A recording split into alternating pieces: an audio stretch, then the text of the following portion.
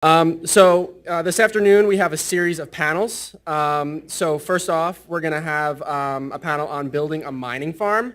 And on this panel, we have Joe Lallouz, co-founder and CEO of Bison Trails, Gideon Powell, CEO of Autonomous Crypto, Tom Flake, founder, treasurer, and CMO of Because, Marco Streng, co-founder and CEO of Genesis Group, and it is moderated by our very own Amanda Fabiano. You guys, hear me? All right. Hello. Hello. Can everyone hear me? Yep, We're I think good? they might. Okay, great. Thank you guys so much for coming. So we focused a lot this morning on energy and how you source energy. So we wanted to focus this afternoon on people that are building and working in the mining industry. So I want to turn it over to you guys. Maybe introduce yourself, tell us what company you work for and what you're doing. My name is Gideon Powell. My background's oil and gas and just general appreciation for competition. And we saw that money had no competition and then discovered Bitcoin. And so the name of our company is Autonomous Crypto. Jesse, who spoke earlier, is my co-founder. And we have built Hodl Ranch, and we are strictly focused on delivering the lowest cost power to 50 megawatt and larger Bitcoin miners. Cool. Tom? So my name's Tom Flake. I'm with Because. My background is in IT security and data center operations, and we operate a data center colo in Virginia Beach, Virginia, where we host for large and institutional miners. My name is Marco Streng. I'm the CEO of the Genesis Group. We started with founding Genesis Mining 5 years ago. It was one of the first blockchain companies where our focus was to build the backbone of the industry, which is basically mining data centers. And we have really scaled since the first minute on. And also one of our main principles was to make mining accessible for everybody, because we thought that it's an unfair advantage for large-scale mining operators because of economy of scale, etc. There is just an innate advantage for the large-scale players compared to the home miners. So we also opened a business line for cloud mining, which lets everyone from their homes basically rent out capacities in our data centers.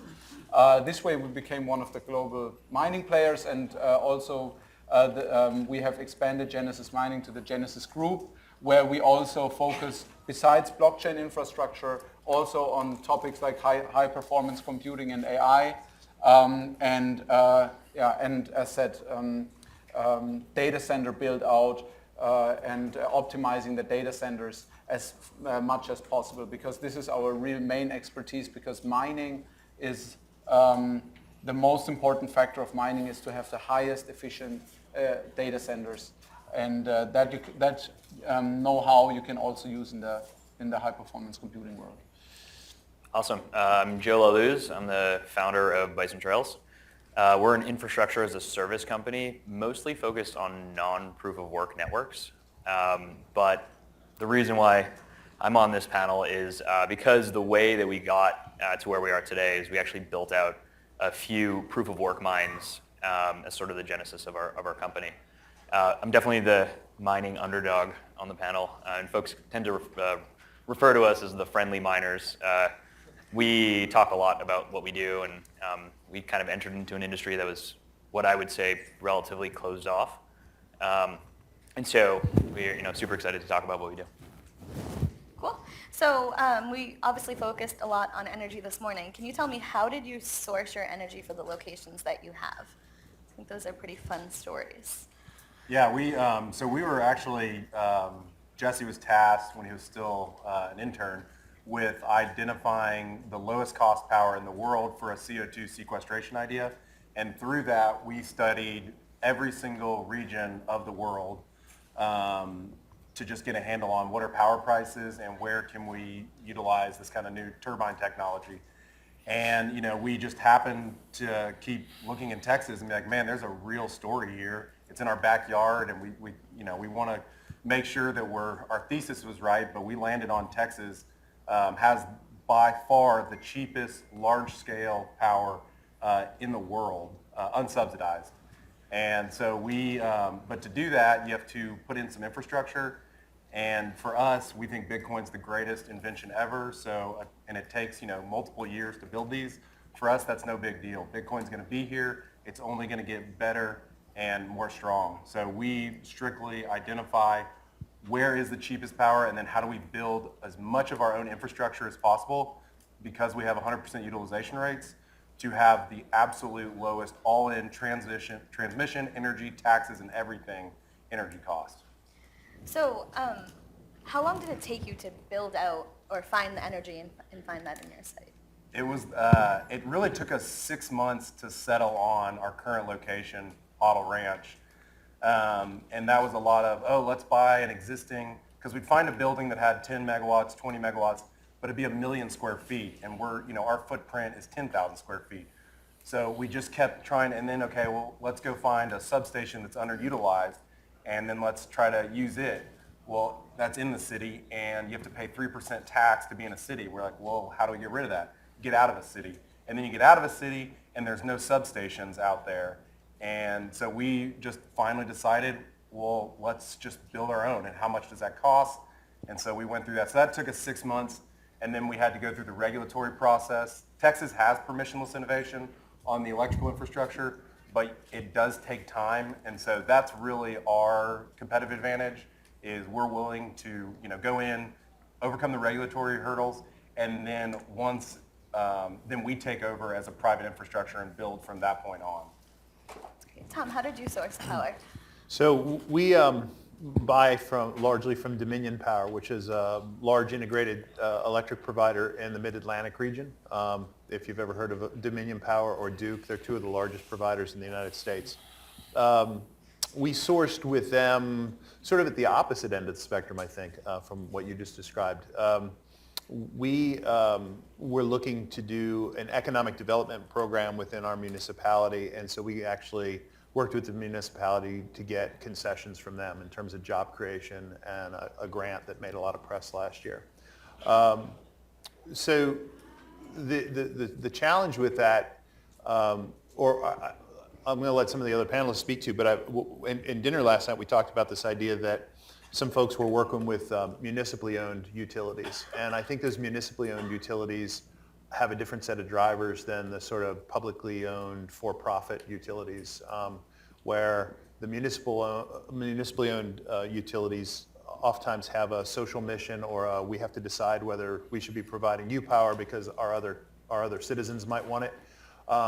The publicly owned for-profit utilities are largely crunch all you want, we'll make more. And so we've got about 50 megawatts of feed right now, which is, I think, mid-tier. I've heard guys that are in 400 megawatts and guys that are smaller than that. So we consider ourselves, I think, a mid-tier player. Great.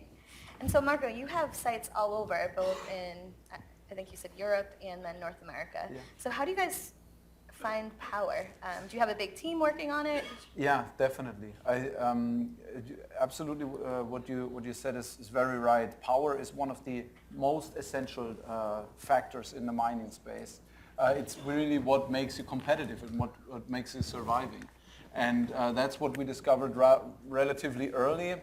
That's 2013, actually, when we started, there were other mining players in the space. But for example, when then the first price adjustment came from Bitcoin, I think when it went from 1,000 to 200 back, something like this, like a lot of competitors were squeezed out because they didn't factor that power factor in. And we did a lot of research. I can remember we really were examining the whole world because we were flexible. We were very lucky that we discovered a place which it's not, it's really far off. It was Iceland by that time, where we had an additional advantage that you have very cool climate that you can use for efficient cooling. That's also another benefit, because the cooling is something that also matters. If you have to actively cool your mines, then that needs to be factored in too. And the other benefit was we also had renewable and green sources. But yeah, I mean, that continued, and we were looking also for other areas in the world, and it's really tough. I mean, it's a real big challenge. It's literally a fight for the big mining companies to find these electricity sweet spots on the planet. And it's not only the low power, because the other big factor is the scale.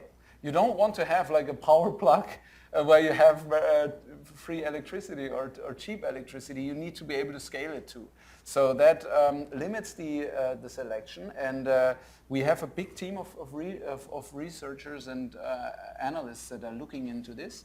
And when we have found those locations, we have to make sure we talk to the government to have political stability. We do a lot of things to make it sustainable.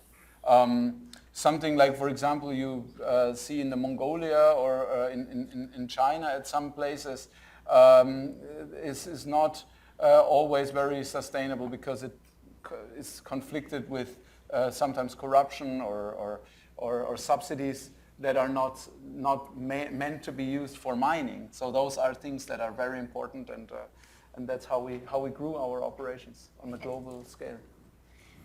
Joe, you have a fun small town story that I like Yeah. a lot. Yeah, so when we decided we were going to get into mining, I think the one thing that's slightly different about us is that we were approaching getting into mining kind of from a different perspective. We wanted to truly understand the infrastructure components to the blockchain and crypto ecosystem, and so that was more of our motivation. We went through, I think, very similar processes as even the largest miners and the largest hosting facilities in the world, which is like, how do you identify a successful mine? How do you build one? What are the key components? We mostly ended up in the same spot as everybody else, which is, super cheap power, relatively good machine prices, and then, understanding all the other OpEx like cooling around that. So that depends on like your location and space and whether or not you can expand. Unfortunately, so we're startup founders. We've been startup founders for a long time. We actually don't have the luxury of like big research teams behind us, and so we found this incredible company. It's called Southwest. They fly airplanes from New York to pretty much all of the small towns all over the United States.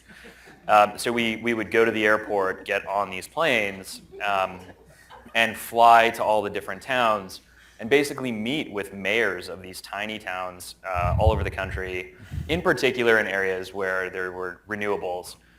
So just from like an ethos perspective, I actually have been pleasantly surprised by the information that I found out today about how much Bitcoin mining is in particular renewables. I didn't know a lot of that, but when we were getting into it, we were like, well, we're only going to use renewables. We don't want to burn dirty Chinese coal, as I heard in one of the talks. And so we were flying to places where they had a lot of wind and a lot of water. Call it coincidence or call it fortune, but water is renewable and also tends to be quite cheap as a power source. So our story kind of was a very grassroots movement story where we would go to these tiny towns and meet with mayors and meet with the munis, and we've dealt with a lot of munis as well that own their own power distribution. And I would say the caveat to that is that you can't build out often can't build out a 100 megawatt facility unless there's a lot of planning or you have some municipality that for some reason has a crazy amount of power. But we would go into these towns and say like, hey, you've been using 2 megawatts of power for the last 70 years. You have access to 20. How would you like us to co-invest in transmission and transformation and bring 8 or 10 to this area instead? And it's really interesting. Like you said, their incentives are slightly different, right? They want to get their town or their small city to have more economic stability, and they were really excited about some of the stuff we were doing. So some of the folks we talked to have like plans of industrial parks that are co-located alongside Bitcoin mining farms, which is really cool. And so the current town we're in right now actually is kind of planning that process, and it's pretty cool for us. We're pretty excited about that. So Marco, when you were talking, you mentioned cooling, and Gideon did a So I'm going to call you out, Gideon. Why don't you agree with cooling as a thing to consider? Just my colleague's presentation earlier, it's really a humidity question. Mm-hmm. And that's what, Texas will be the #1 Bitcoin mining destination in the world, but we just got to get over this, that it's too hot. I mean, we've proven that. How do you make Texas less hot? Just out of curiosity. I mean, like he stated earlier, 1% of the time it's 104 degrees Fahrenheit. And okay, you've got to shut down 1% of the year, but you can get under 2-cent power at 100 megawatts, 400 megawatts, a gigawatt. I mean, power is economically infinite and everything else is solvable. You just need cheap power. So we That's fair. cheap power first. We don't deal with municipalities. They're slow. We don't like them. We respect them, but we do not deal with them. I slightly disagree, but I think it's where you come from is right. But for example, I mean, if you really take the whole world, I mean, we have had scenarios in, for example, in areas that are nearly like deserts, where it's really extreme. There you really have the challenge that you really have to use active heat pumps to pump the heat out. And in those scenarios, I think Texas, you're right, Texas is kind of in a range that allows, that doesn't require these measures. But if it's just too hot, the heat pumps cost a lot of, you have to pay a lot of electricity. Again, that is cheap, but you have to consume a lot more electricity to get the heat transferred out again with these heat pumps, and that makes it uneconomical again. So it's always a kind of a measure, but the humidity is, I think, another main. And that's why, we looked early on at just buying existing buildings, and once you look at a building that's already existing, you have to retrofit it. So that's why we buy land, we put in electrical infrastructure, and then we work with end users to design the building to maximize that airflow. So repurposing, that is gone away. Moving forward, if you're not designing and building exclusive, no hedges in place, you're building something for Bitcoin mining is the only way to do it moving forward, or you will not survive. So I'm going to switch gears a little from energy costs and heat and humidity. So you have a site now. How do you source hardware at a good price? Do you work with one exclusive vendor? What's your plan for building out mining? From our side, we are doing both. We have positioned ourselves to always get the best gear every time we expand. And we have our in-house design team that are doing our own machines and our own designs, and also our own chips. I have to say, we are not for every algorithm always the best. I mean, we let the global competition run, and in case we have the best chip and the best design, we use that.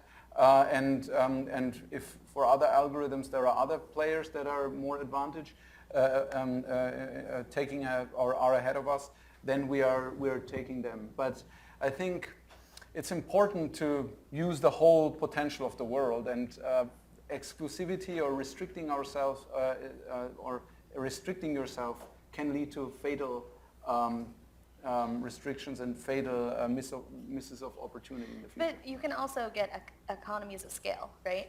That's right. Yeah. That's, I think, actually that was also one of the main reasons why we also started to design our own machines, was because in a case where the market is going up a lot, then it's exactly as you said, then people, it's a craziness, then it's a complete madness. Everyone wants the chips, and everyone wants to get ahead in the production cycle, and then you're very happy to just have any fallback. If it's the best chip, then it's even better. But even if it's the second best chip, any availability in a bull run market is better than no availability. So yeah, that's right. So that we did that also for a risk mitigation purpose. Anyone else want to talk about hardware? We have struggled. That is why we pivoted. We set up and said, look, mining, we can do this. Let's just figure out what our niche is. We met with several of the largest manufacturers. I went over to China, sat face to face. Not a lot of conversation that was productive. We ended up getting, several thousand miners to experiment with. And after that, we realized we offer no competitive advantage in just buying hardware. So that is not something I'll partner with someone else on that. Yeah, we have a history. So prior to this company, I was working on a company that was focused specifically on consumer electronics manufacturing. So I spent a lot of time between New York and Shenzhen working with manufacturers, and we saw plenty of hardware companies fail miserably at keeping up with production cycles, keeping up with testing, and keeping up, really it's an extremely, extremely difficult game to play unless you have a huge, huge, huge CapEx. And so we strictly partner, and I wouldn't say we exclusively partner. We work with kind of all the top folks in the space, and definitely not something we want to get into is building our own.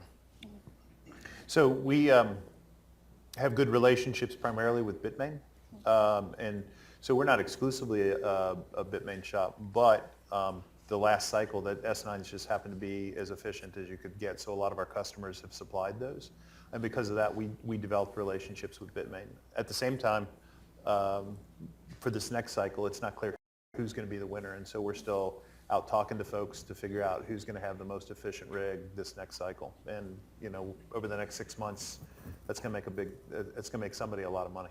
Mm-hmm. They're definitely not exclusive with you either.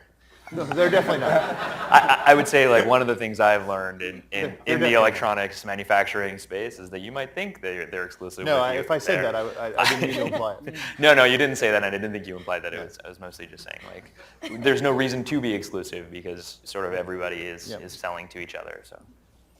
So as we talked about, Fidelity has a small mining operation, and one weekend I was lucky enough to fight with Ethernet cables for about 8 hours. It was the best Saturday of my life, I'd say. So you have a site, you're putting it together. Like, what does it take to put it together? What's the most frustrating part about having a mining site? Beyond sourcing energy. Really just cable management, especially The worst. our first thing was, I used to think I'm a go-getter and I'm the kind of the gas pedal, and then I partnered up with Jesse and he ordered 1,000 1080 Ti's and we had no place to put them and we had no employees at the time, so you can multiply how much money you're missing out on, and then you've got to figure out how the hell do we rack and stack 1,000 of these, and then really just personnel management. I mean, you're doing 24/7 operations, and so we flew in a bunch of computer science nerds from University of Kentucky to come down, and they brought their own, energy drinks, and you just figure it out. I just had a baby, and I wasn't sleeping. I slept in a data center. Turns out you're not supposed to do that.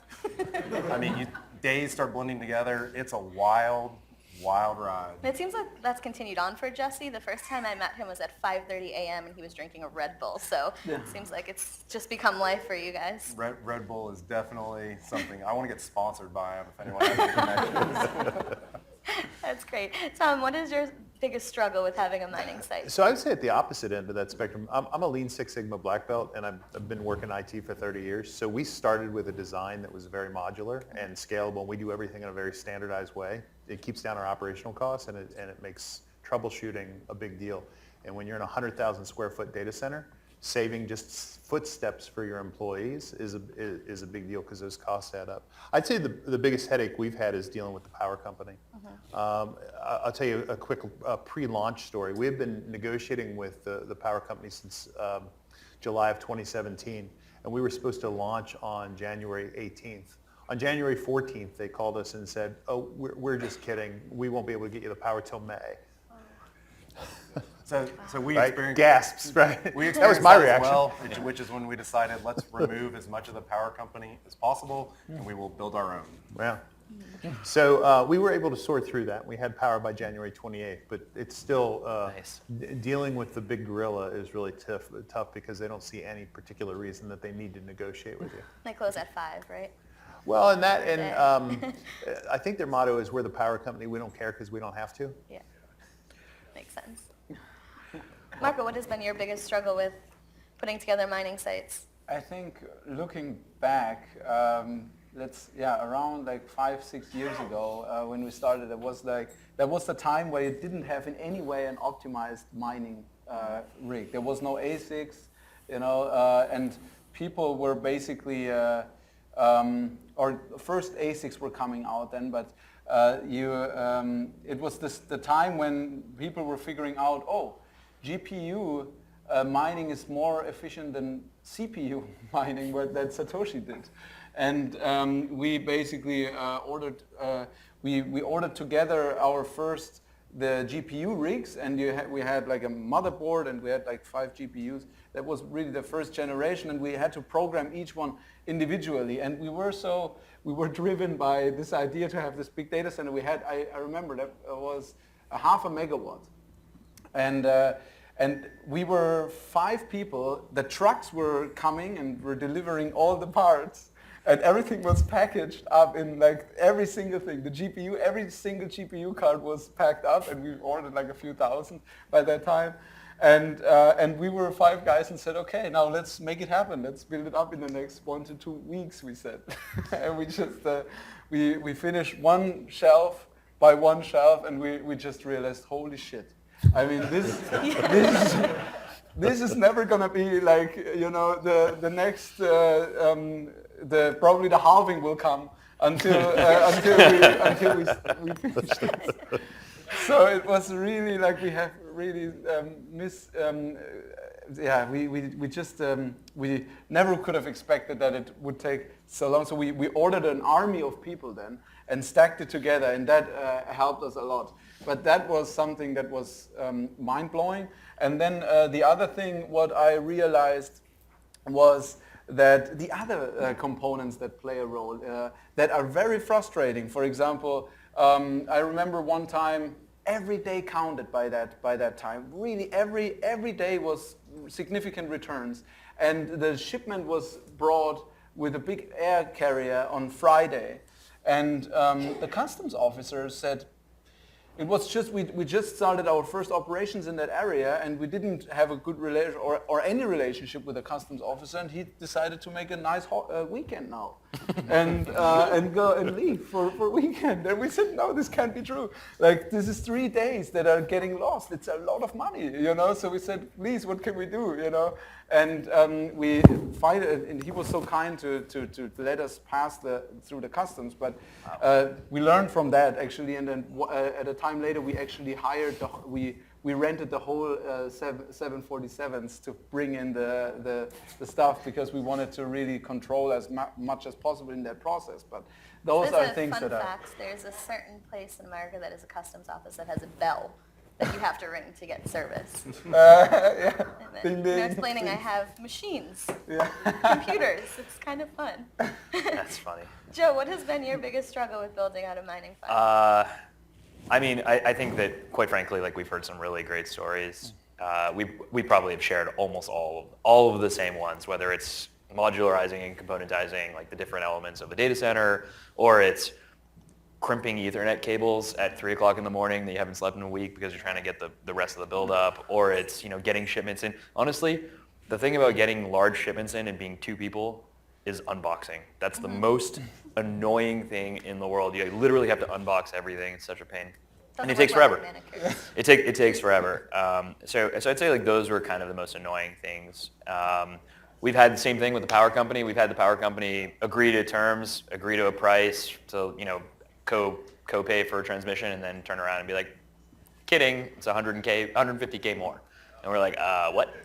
You know, so it's been a really, you know, interesting experience. And I would say there's you know, some parts are easier and you get better at them, but quite frankly, it is a grueling experience for the most part. It's a great way to end how to build out a mining farm. So thank you guys so much for your time. So don't do it.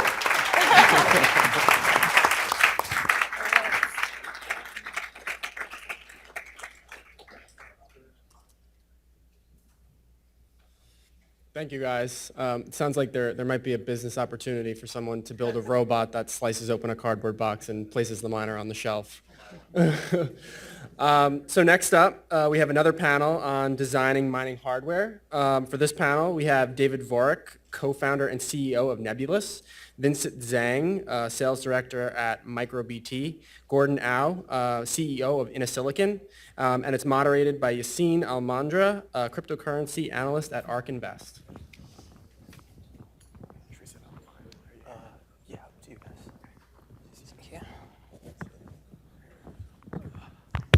Test. Great. Hey everyone. Special thank you to FCAT for organizing such a wonderful event. Really glad to be moderating what I think will be a really interesting discussion on designing mining hardware. For those of you who don't know, my name is Yassine Elmandjra. I'm a cryptocurrency analyst at ARK Invest. And a lot of the time at ARK I've spent kind of digging into the crypto mining space, and in particular Bitcoin mining. And so I'm really excited to be joined by some of the greatest minds in the space. But before we dive in, why don't we just start off with some intros. David? I'll start. My name is David Vorick. I'm the CEO of Obelisk, which is a cryptocurrency mining company. And one of the key ways we distinguish is that we were actually a cryptocurrency development company before we were a mining company. So we understand from the developer side of the world what the purpose of mining is, why we need it, why we like it, what we want from mining companies. And I think one of the things that really brought us to market was that historically mining companies and cryptocurrency developers have been antagonistic towards each other. It's been like a we have to live with each other relationship rather than something that's a little more collaborative and beneficial. And so we wanted to kind of pull back the veil on like what even goes into cryptocurrency. We didn't even know. We just knew that there was hash rate coming out, and so we wanted to pull back that veil. We wanted to understand it better, and then really we wanted to help move the ecosystem towards a place where cryptocurrency developers and cryptocurrency users aren't like, I hate Bitmain, right? Where we can all be friends.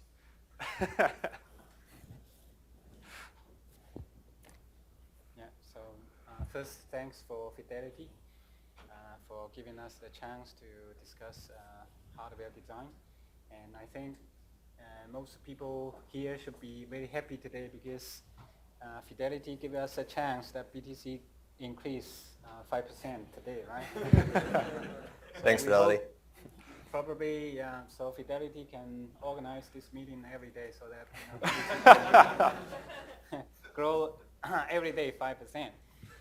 So my name is Vincent. I'm sales director from MicroBT WhatMiner. So basically, we are a company designed the blockchain chipset, and so right now we focus on crypto coin miner design. So our vision is that we should design the best crypto coin miner across the world. So our strength is that we have really strong expertise to design the ASIC chips. So this is the strength from our side, and we could be able to enhance the hash rate with really low power efficiency. So this is our target, and not only that, so technically that will be fantastic and great. Also, we want to make it cheap so that the miners will be good enough for everyone to do this mining business. That's it. Thank you. Gordon? Good. Very nice to meet with you guys. My name is Gordon Lau, CEO of InnoSilicon. InnoSilicon has been an ASIC design company since 2006. So we probably have the longest history among all crypto ASIC companies in the space. We got into Bitcoin mining like 2013 from a call. Somebody asked us to design something like 100 watts, and we look at it. We said, "Oh, it's a heater. It's impossible. It's too much." So we choose to design something around 10 watts, and then all the 100 watts company actually bankrupted, and we survived. So that was from old school. We're from the ASIC company from start, so we designed something very conservative, very reliable. That's our vision. So from that point on, we actually exit. We were number one in 2014, actually, with our A1 for Bitcoin and A2 for Litecoin. And we exited from the market once the market crashed at 2014, end of 2014. So it was right exit, because at the time, it's really hard to survive. We sold out our stock, so we exit. Until 2017, we come back to the market because we got a call from, Adam Blockstream saying, this market right now is dominated by S9, by Bitmain, and it's not very healthy. So we come back to the market and we designed 8 different ASICs since 2017 to 18. So in 1 year we did, Bitcoin, Litecoin, Ethereum, and then the Zcash, even SIA. I mean, there was a change of algorithm, and then a whole bunch of things. So now this year we actually was focusing on more of the dynamics on different things. We have a general GPU coming up that's focused on mining and computing. So it can go AI and then the general GPU. So people won't change the algorithm to affect us. And also the new green and the new T3 Plus, which is the 42 watts version, the most efficient ones coming up in July timeframe. So really from an ASIC standpoint, we are pretty broad-based. Great. So both Vincent and Gordon both mentioned that they're focused on ASIC specifically, and you briefly mentioned GPUs. I think it would help to kind of take a step back and lay out what the evolution of the mining hardware has been since it was back in 2009 with Bitcoin, a hobbyist miner where mining was drawn from CPUs, now to having custom hardware in a full-fledged professional mining industry. So perhaps talking about the transition from CPUs to ASICs and giving more context as to what your focus is on now. Okay, I start? Yeah, and anyone feel free. This is for... Yeah, I think at the beginning, 2009, people are all using their own computer, personal computer to mine.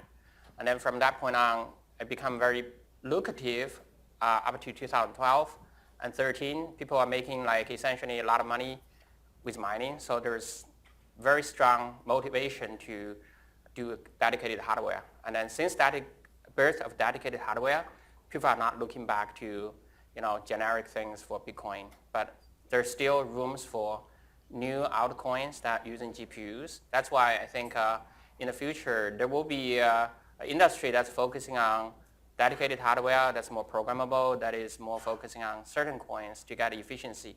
Because the efficiency advantage is 100 times, so it's very big. Great. I think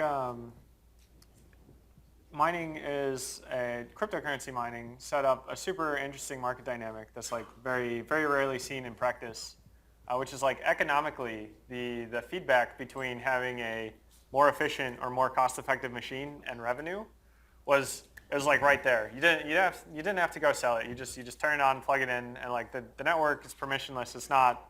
You don't have to convince people to give you coins for your mining. You just get mining. And so because the feedback loop was so tight, we saw this insane drive to efficiency. So I think it's somewhere between 9 and 11 orders of magnitude of improvement in 5 years, which name any other industry that went through that much improvement in that little time and with that little money. And I think that's because the feedback loop on making a better miner is so tight.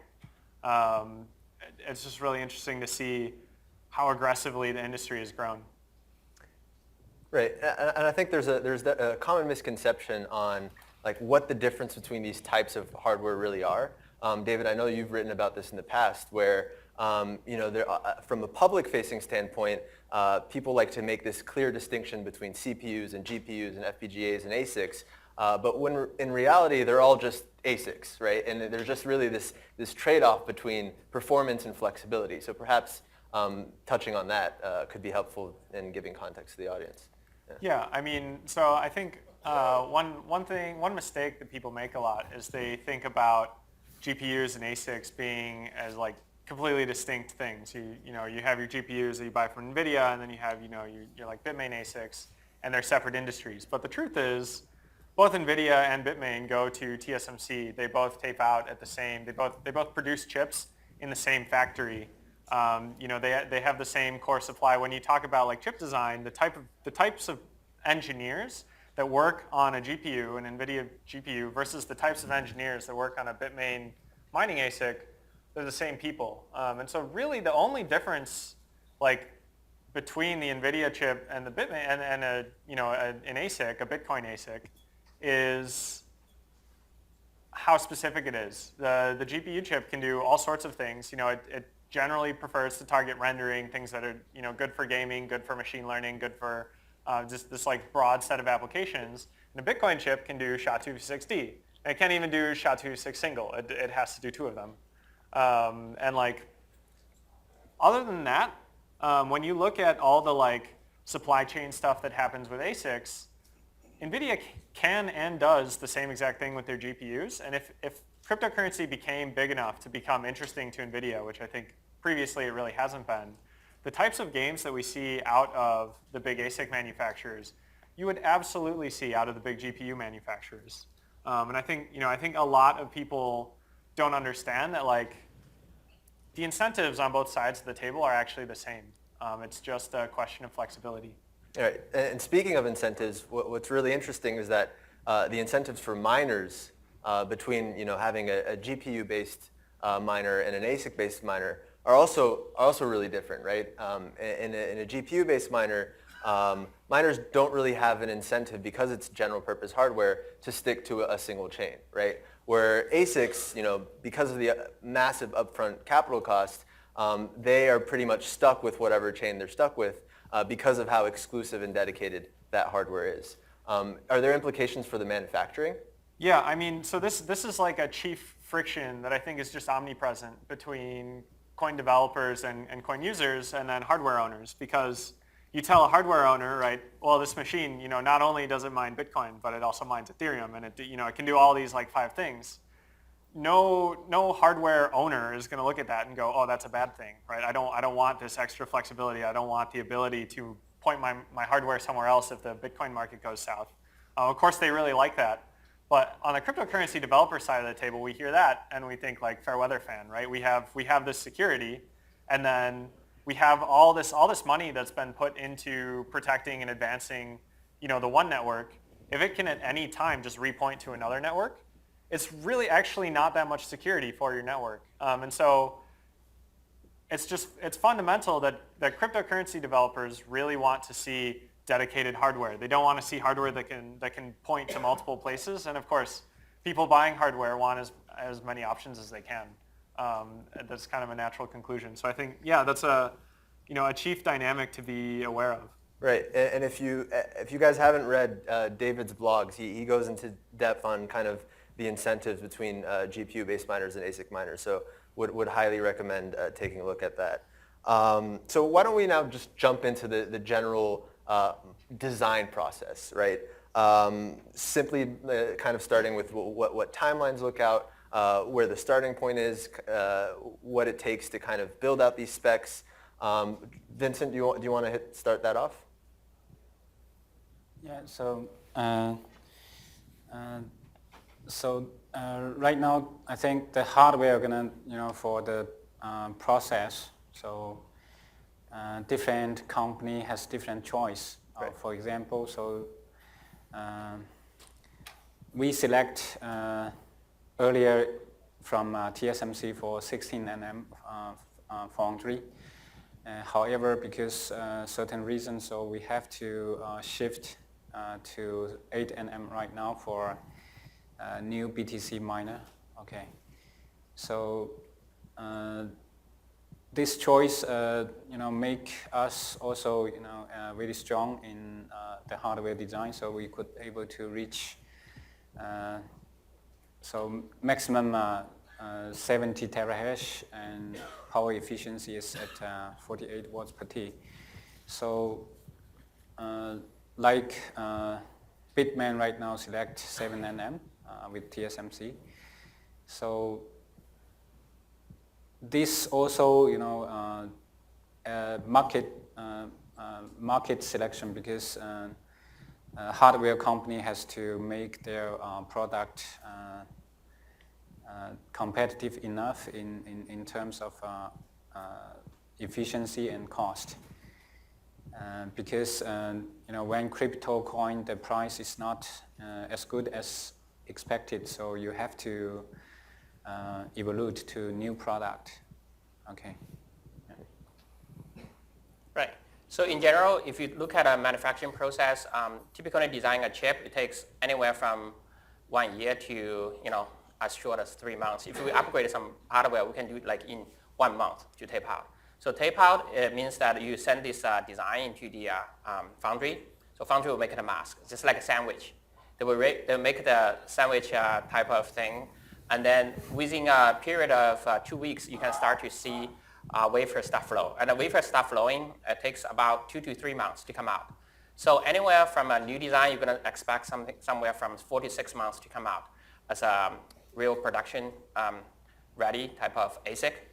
And then typically when you put the chips out in the wafer, you're going to package them and then put them on the PCB board. And that typically takes a month. So really, I think a new innovation cycle for a new chip takes anywhere from 6 months to over 1.5 years. If you incrementally update a design like what we do, every design we just incrementally update it. It takes us at least 4 months to do it. So it really is a lengthy process. If you look at like Bitcoin or Litecoin, it's going to happen pretty soon. That for now you can always think there will be new improvements on miners, but in fact you want to focus right now because things far out is going to waste a lot of time for you to ROI. So for us, every time we have a new miner come out, we just recommend people to get it right away and put it on the shelf to mine because the first 3 months is very critical for you to get good return. If you miss the first 3 months, you're going to have much less return because the hash rate goes up. Yeah, so that's what we think. So in general, what do you see are really the trends in these efficiency designs? I think from our standpoint, we're reaching the limit right now. If you look at all different companies, even 7 nanometer, you spend a lot of money, you're not getting much out of it because I think the good design is reaching the limit because $1 billion has been put into the research of the simple SHA-256. There will be more focus on reliability. There will be more focus on stability. So from our standpoint, we already shifted gear into, added things on redundancy, added things on, power dissipation aspect. So Bitcoin design is pretty much reaching the limit. I think there's a lot of growth in other areas, altcoins and things like that to catch up. So we believe there's opportunities in multiple fronts, but technology start to plateau, in the next 3 to 6 months. Yeah. So it seems like there's this really interesting paradox where on one end you have an enormous amount of specialized expertise that is required to remain competitive in the space. But once you've kind of entered into the space, it seems like as the efficiency and technological frontier has plateaued, then it's kind of become more difficult to find where the moats and the competitive edges are. So where do you see kind of the efficiency gains to be had? Is it in the design team? Is it really in finding what the next cutting edge node is and what you alluded to, probably not? What exactly do you see the competitors and how they differentiate themselves? I would say it's about smart design. It's about business model. Right now we're looking at vertical integrate with some of the partnership on mining farms so that we can actually sell worry-free type of thing. It's a marriage of technology and investment. If you don't do that, then you're pretty much. I think the retail market become less and less in the future in percentage-wise because it's just like a stock market. 70% will be professionals. So we're looking at professionals. We're more looking at serving farms, serving with guys that can distribute the hash rate. So the business model will change, and then the technology will plateau. So that will be the trend for the next 6 months. You don't see much jump on the efficiency anymore. It's just like 10% incremental growth, 15% incremental growth. That's it. But if you waste that 3 months to wait, then you're going to lose more than that. So that's what we think. Right, and you even alluded to these shifting business models, in particular your focus on looking at other proof of work coins. Yes. And I know all of you kind of have familiarity with that. Obelisk recently with Grin. I know What's Miner and Decred, and then InnoSilicon, and all you've done with Ethereum and Zcash and Litecoin. So where do you see kind of the trend for these alternative proof of work currencies? And anyone, yeah. So just go back to the question. So the earlier question. So, yeah, sure. So we feel that to improve the efficiency, so there are 2 ways. One way is you jumped from one node process to another. For example, you jump from 10 to 8, or continue on the same node process. So we feel that specialist is very important to improve the efficiency. For example, we watch miner under 16 nm, so we could be so get the efficiency at 65 watts per T. So that is nobody can do that across the world. So which means our ASIC team, design team, is quite professional on that. So under the same node process, there might be some difference between different design teams.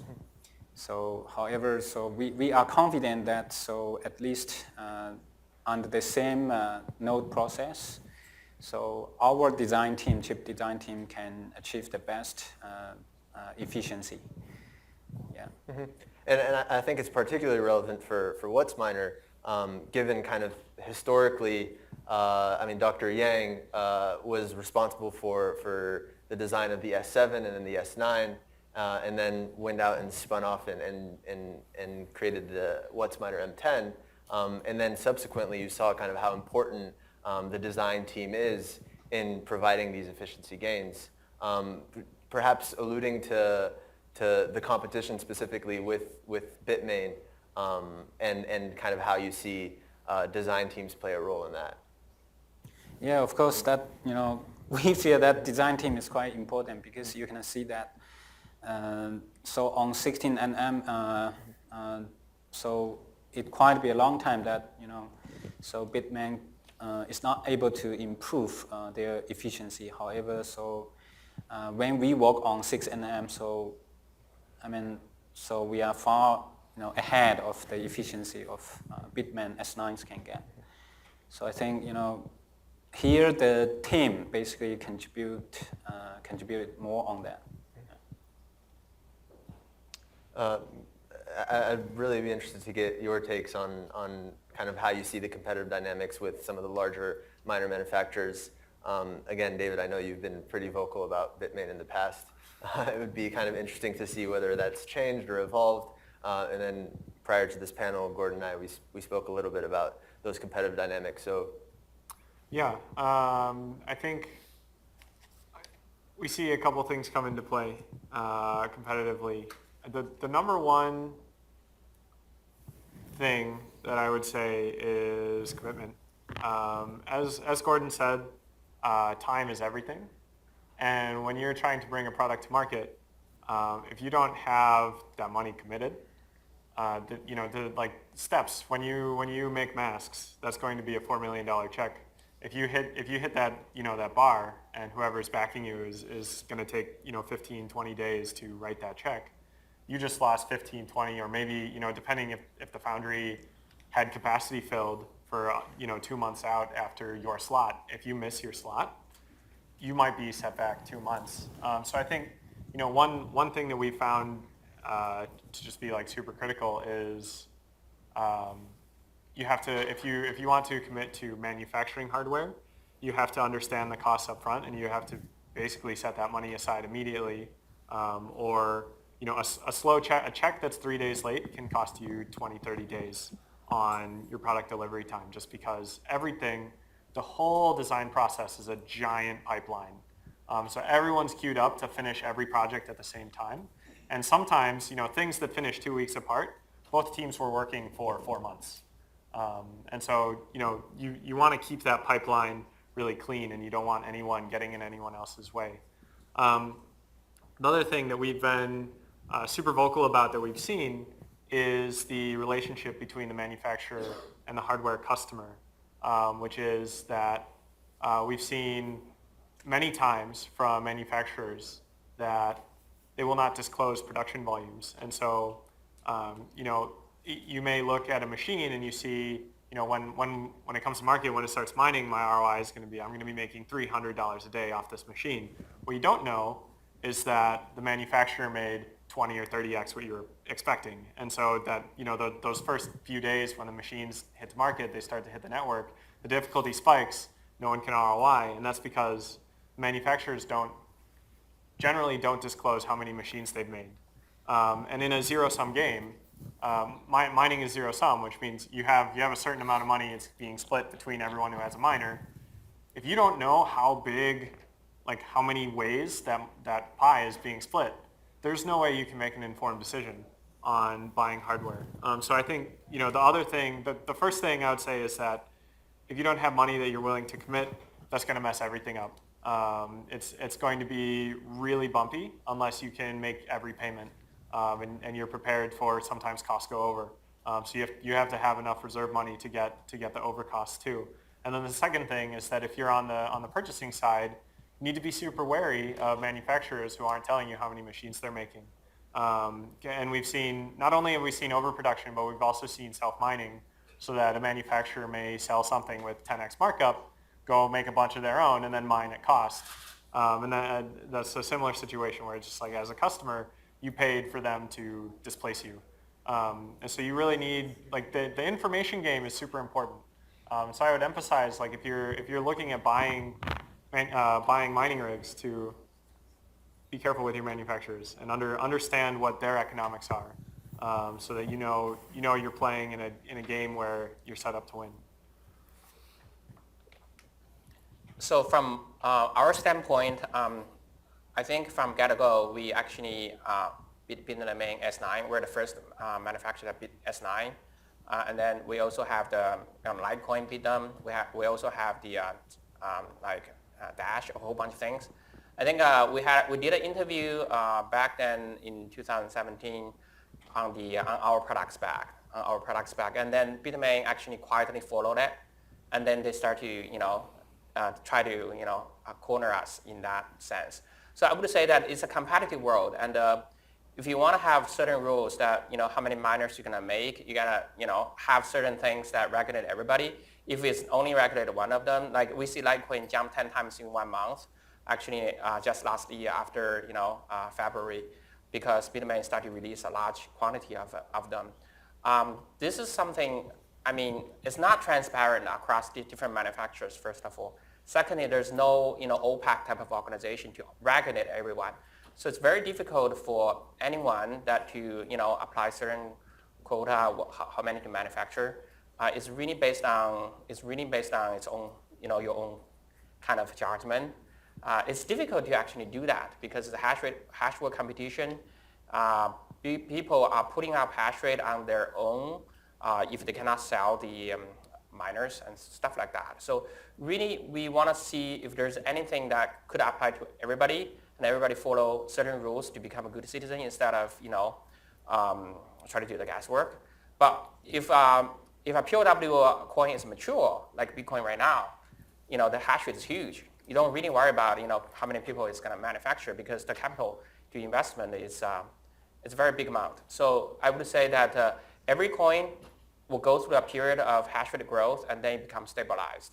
And at that point, then people can say it's more in terms of prediction, because the prediction right now for ending coins, if the hash rate is very low compared to new technology, it's going to experience some growth. Otherwise, it's not going to be stable. It's not going to be safe. It's not going to be secure. So I think good and bad. From our standpoint, we don't want to go over the board in terms of deploying hash rate, especially on new products.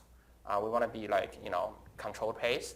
But we hope other manufacturers can all follow the same rules. Otherwise, it become pointless for one manufacturer to do that. A lot of times overproduction is enabled because there's substantial demand, consumer side or customer side, right? 10 mining farms all write massive checks to one manufacturer, each thinking there are only 3 mining farms writing massive checks. And so really, I think that the problem can be solved customer side. If a manufacturer is not being transparent, don't write them a check. And I think it's that simple.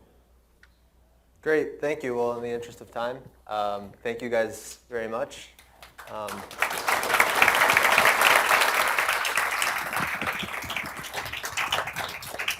Take care.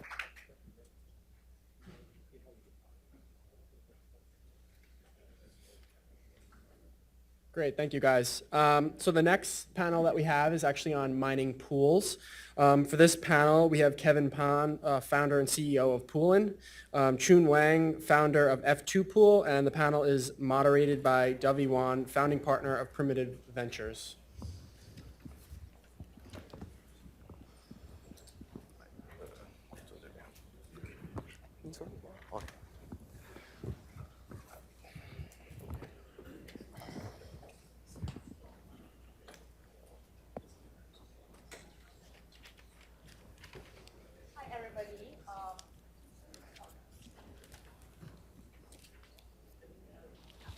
Hello. Is it all good? Cool. Yeah. Thank you for Chun and Kevin coming all the way from Asia, and so basically they're the biggest mining pool owner in the world actually. So Chun is the founder and owner of F2 Pool, and so I'm not sure how many of you are mining at his pool, but he's the boss. And then Kevin. So both of this guy has been around since 2013, I guess, and so there are only a few mining pool people, and Kevin used to be the founder and CEO of, just co-founding member of BTC.com, and that is used to be there's can't hear. Mike, hello. Mike, you can't hear over here. Oh. Your mic, yeah, your mic's on. Mic is off. Hello.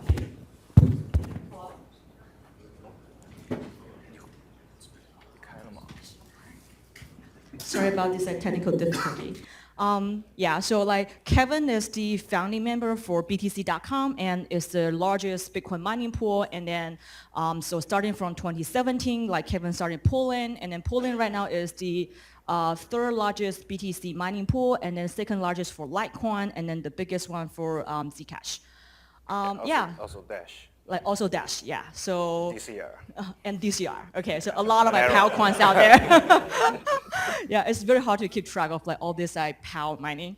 Yeah, so a little bit for myself, and so I'm founding partner for Primitive Ventures, and we are a global crypto venture studio, and we have offices in Boston, San Francisco, Shanghai, and Singapore.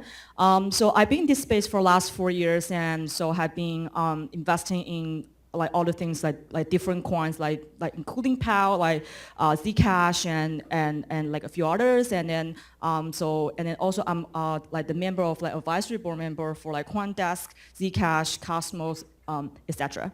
Yeah, so today we are going to talk about mining pool, and because can I know how many of the audience actually mine with a public mining pool? So Poolin and F2 Pool, just raise the hand. Oh, that's not a lot. Okay, cool. So then we will have our conversation just more basic then, because we have something very, it's more complicated just to talk about, what is withholding attack for mining pool. So probably we are not going to go to that level of difficulty level, and so we would just keep things more at the basic layer.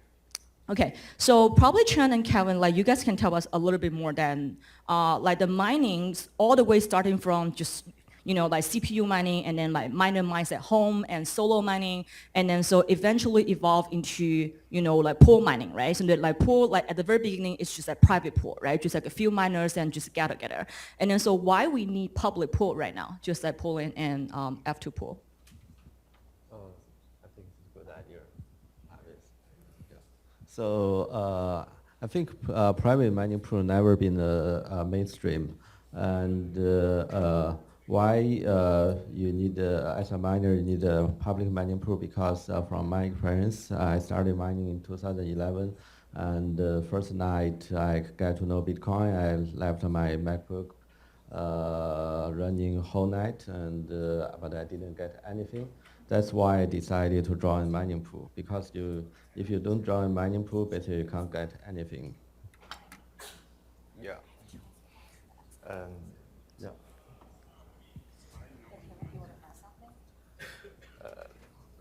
王春基本讲完了。 Okay. Okay. Yeah, so Kevin's English is not that good. Yeah, so I can just add a little bit onto it. And so why we need mining pool is miners wants to have a steady payout, right? And then because given the current hash difficulty, and so if you mine solo, it's very hard for you to get the reward like constantly, and then so it will spike up and down, and so you have to get lucky so in order for you to get that puzzle solved.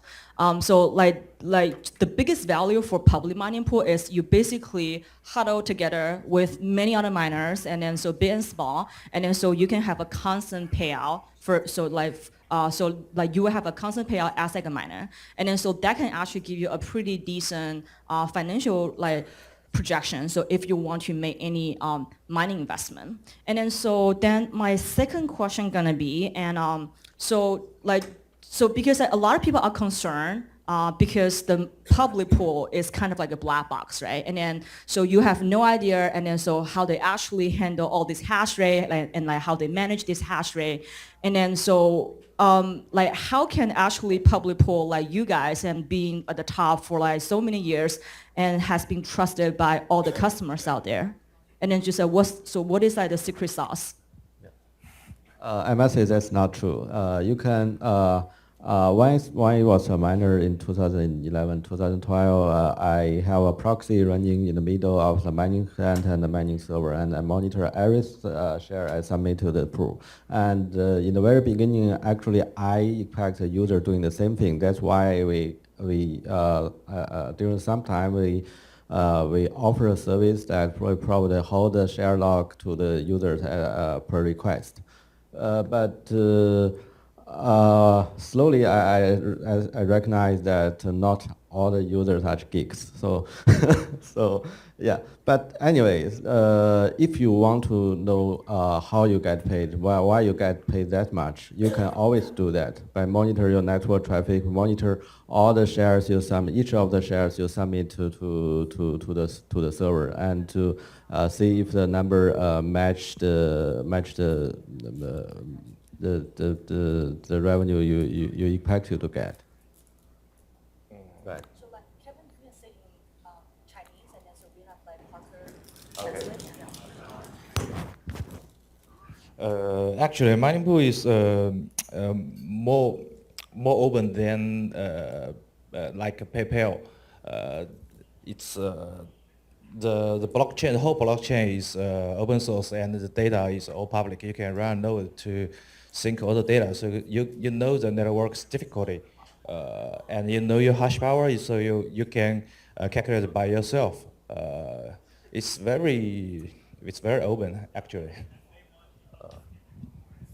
I certainly feel that it's actually a business opportunity. You know, given that everyone knows how mining pools is getting paid, what the mining reward should be. So probably a third party could make such a software in the middle between the client side and server side. So normal miners, not those geek miners, could also run the software to monitor what share they submit, what they expected. So there could be a third party revenue because we know that some of the mining pools, some even bigger ones, they are not that honest. So, but we are honest. We can if you request that to want to know why you're getting paid that much, we can offer you all the share logs you submit to us and tell you why you get that much. So I think like many of us, and so when we like first like start thinking about mining, and so we bought a whole bunch of like machines and just thinking about to set up our own private pool. And so I want to like ask like Kevin and Chun here is, and so if I'm a financial institution and so I have a whole bunch of like money, just like cash, and then so should I invest my own infrastructure like just to run the mining pool as like a huge like private pool, or like should I just join, you know, like the public pool, but like I have to pay like a certain, you know, like cut for just like 1% or like a little bit less than 1%. So like what is like the best economic for like any new miners or like new financial institution, like if they want to join the mining game? So like should they have their own like software infrastructure set up like for the mining pool like without paying you guys, or like should they just like join you guys and then just to enjoy the economy of scale? OK，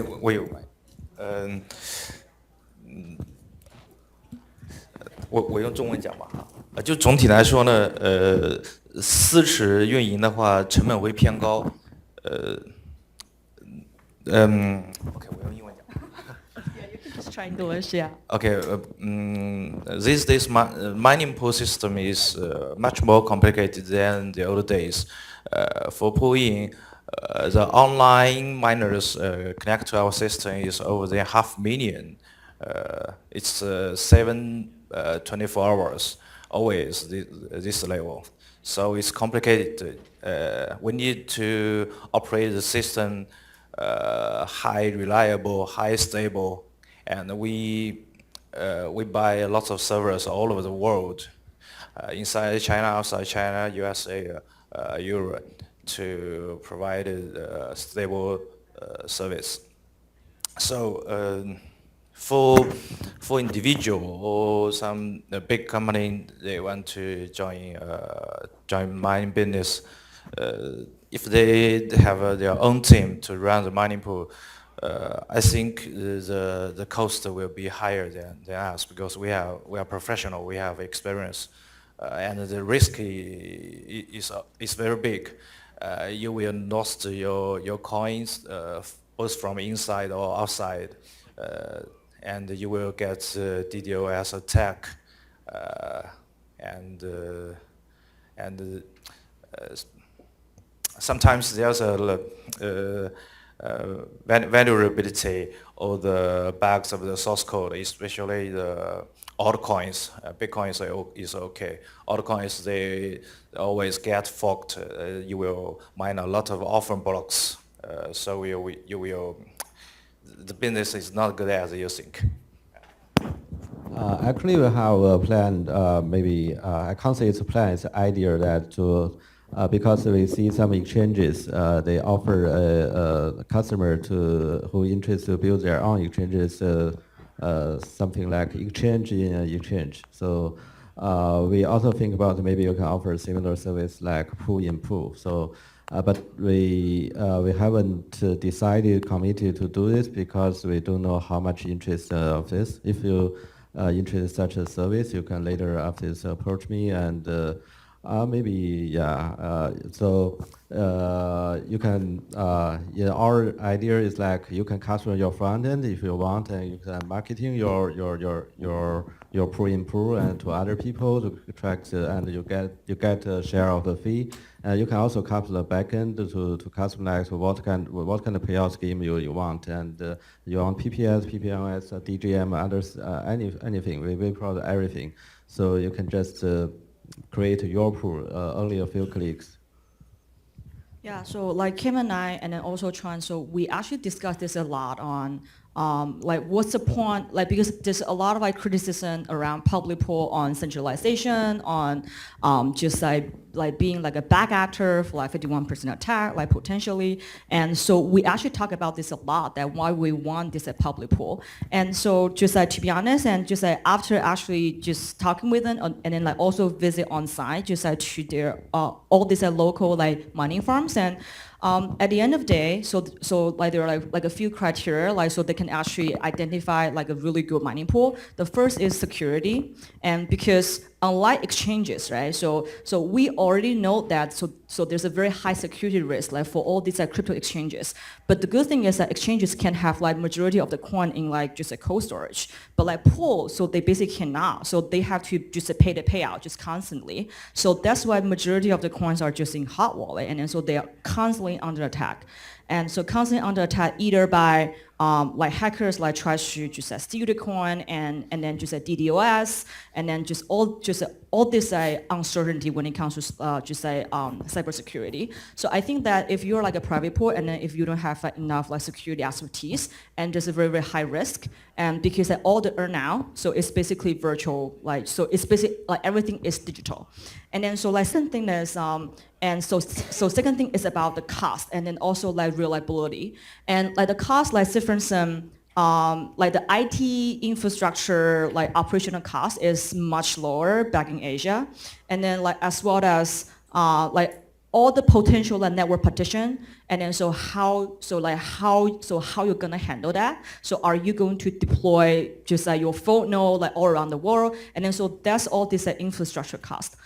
So I think from their perspective, and then both like Pauline and like F2Pool are thinking about doing all this, just a white labor services, because at the end of the day, mining pool is just a software, right? So it's basically like a piece of software, and then like anybody can actually license. And so like these guys are thinking about that. And just talking about that, and I think probably the audience will have like a question, like even just in broader crypto community as well, because I got this question often that why everything centralized in China, right? So like people are curious, is it because of cost? Is it because of electricity costs? Or is it because of like any other reason? And then like given China right now is like just China, just like Chinese founder or just like China as like a region has majority control of the hash rate and also now mining pool. And then we have seen all this China FAT, right? Just like, okay, China bans mining and then just like here and there. And so I want to just say, I want Kevin and Chun just probably share us with the first-hand information, how the recent just like regulatory or just like policy-wise, and so because we've heard a lot of risks out there, and then so like there's like a recent news saying, okay, so China saying the mining thing, like mining as a whole business, like should be eliminated, and then so is it actually like impacting like the local miners, and then so like how's your business being just like being impacted? Actually, today I fly from Amsterdam. I'm not sure what's going on in China. Basically zero impact. 我用中文讲哈，就是那个中国政府认为挖矿要面临要把淘汰掉，这个是一个行政性的指令，目前还没有得到实际的执行，所以对中国的矿工来说，基本上目前没有太大的影响。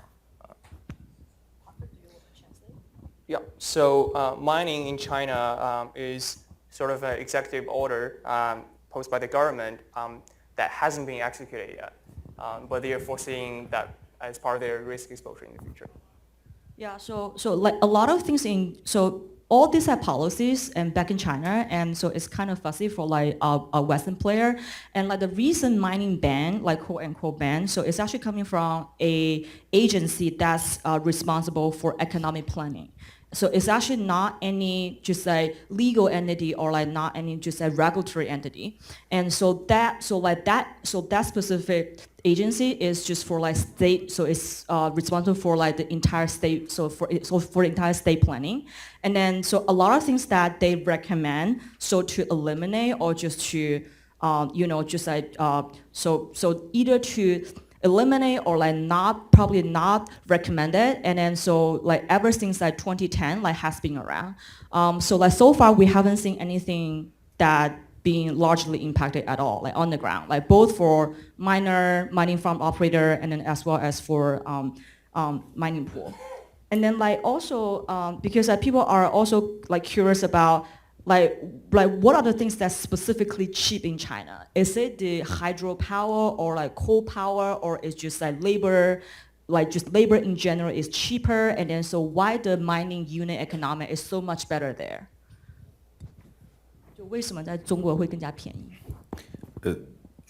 其实前面的那个演讲人已经讲过了，就是中国大家认为中国可能是在烧煤啊，其实并不是，因为在四川跟云南，大部分的电力都是水电，所以水电呢，因为这些水电不需要上网，所以说它不需要由这个电网公司进行运输，然后呢，电网公司无法再从中进行收税，他们就会变得很便宜。 Like basically, Kevin was saying that because of those like excessive like hydropower, like especially in like just at the high water mark season and just at raining season, and then all this like excessive power, like they don't have to register on the national grid. And then which means like there's no just electricity like transportation, and then so like there's basically like less loss of the electricity. And then also because it's not registered on the national grid, and so there's no taxation apply on it. So like that's why that's another layer of like cost down. And then also like there's the other thing that we talk about a lot internally is like the infrastructure cost back in China is much lower. So here if you want to build any like mining facility, and then so I think the average cost gonna be 5x comparing like back in China. So if you want to build the whole data center or like the whole mining farm. And so basically the facility itself is much, much cheaper. I'm not sure, Chun, you want to add something there? Actually, we are already building a mining pool. I must say it's another mining pool, but also under Apple brand. We're trying to target users outside of China, and hopefully we can get this up and running within a couple of months. And yeah, personally, I no longer live in China for a few years already, so honestly, I don't know what's going on there. So anyway, the new mining pool will be targeted for international users and built by international teams and developers. And then I think the upcoming question, so a lot of people has been asking is because for you guys can easily 51% attack like any smaller coin out there, right? And then so for like any altcoin that share the same hashing algorithm as Bitcoin, or like any altcoin share like Equihash with with Zcash, or like any coin share the same algo, so it's like the same hashing algo with Ethereum, and then also like there's a lot of like speculation and like just like conspiracy theory saying that you are actually behind some of this like 51% attack that we have seen recently. And like, can you just like explain to us that like why you would or would not 51% attack those coins? And what is the incentive structure behind it? To be honest, if you are no one, it's normal that if you can do 51%, why not do 51%? Back in 2013, I was no one, so there was an incident in March 2013. Bitcoin accidentally forked in March. I think I forgot the date, but sometimes in March. So because there was a bug in the new version 0.8.1 of Bitcoin software, so the fork is like maybe 30 blocks long. So that probably the only successful Bitcoin double spend, and it taught me to like manage to double spend like $10,000 worth of Bitcoins. But later, exchange? I think it was OKPay and BTC. So yeah, I must say it's BTCE. Yeah, everyone knows who BTCE is. So yeah. But later when we become bigger and bigger, you can't do that. You must you care more about your reputation, your business. That's worth a lot more than just a couple of double spend. But to be honest, I know someone else, smaller players. They constantly right now it's 2019, so it's the situation is very different from 2013. 2013 new coins like Federcoin, they have exactly the same algorithm like Litecoin, but it's a lot smaller. And Terracoin is just a clone of Bitcoin. So it's very easy target for those 51% attackers. But today is I don't think unless you are the creator of new coins, too stupid. Otherwise, no reason to use the same algorithm for anything you care about. So you are saying BCH and the BSV is not secure at all? Oh, I forgot about that. Oh, I forgot. Sorry. Yeah, I'm never BCH user, so yeah. So like basically, I think like the key takeaway here is, and so if you mine Bitcoin, right? So or like if you mine specific hashing algo, and basically try to mine the dominance one, because like the dominance one is always the most secure one, and so if you're mining Equihash, and then just mine Zcash. There's one exception is your point is right in ASIC miners, but in GPU it's not, because GPU you can mine several coins. So the biggest one used GPU is Ethereum. So Ethereum is the most secure coin, and others are not. They can do the 50 attack very easily and very cheap to do that. Yeah, that's very good point. So I don't think anyone should hold any BCH, not BCH, ABC, or BCH. Okay, cool. Yeah, so other than like 51% attack, and so that's a common, like criticism like towards all this big pool, right? And then so we know, like right now, because you guys are big enough, and then so basically this double spending reward is not significant enough like for you guys like to conduct any this like 51% attack, but like it's like drugs. What? Like drug business. Yeah. So yeah, exactly. High risk, less profit. Yeah, so it's basically high risk and then just a low, very, very low return. And then like also when like if you want to just like talk to your direct customers, and then so what is like the biggest feedback that you ever get from your client or like customer that want you guys to improve on? So like, do you see any other thing that mining pool can actually do better? Lower fees. Yeah. If we pay miners using PBS, I think no fees is possible. But if with PBS, we need to take the risk of the pool's lucky. So it is impossible. Low fee. He says if PPS, then we take a lot of risk, so lower fee is not feasible. So basically PPS, and so like those are like different like pricing mechanism. And so like different pricing mechanism will have like different like just like payout calculation. And then like also I think like when it comes to like the fee conversation, right? And to be honest, and just, like especially in like bear market, and then we have seen like the race like nearly towards the bottom, and so like some of them are like say for instance like BTC.com right now is still on the big man, and so like that's why they basically subsidize a lot for like extremely low fee, and so I think the competition between pools is actually pretty fierce and just cutthroat.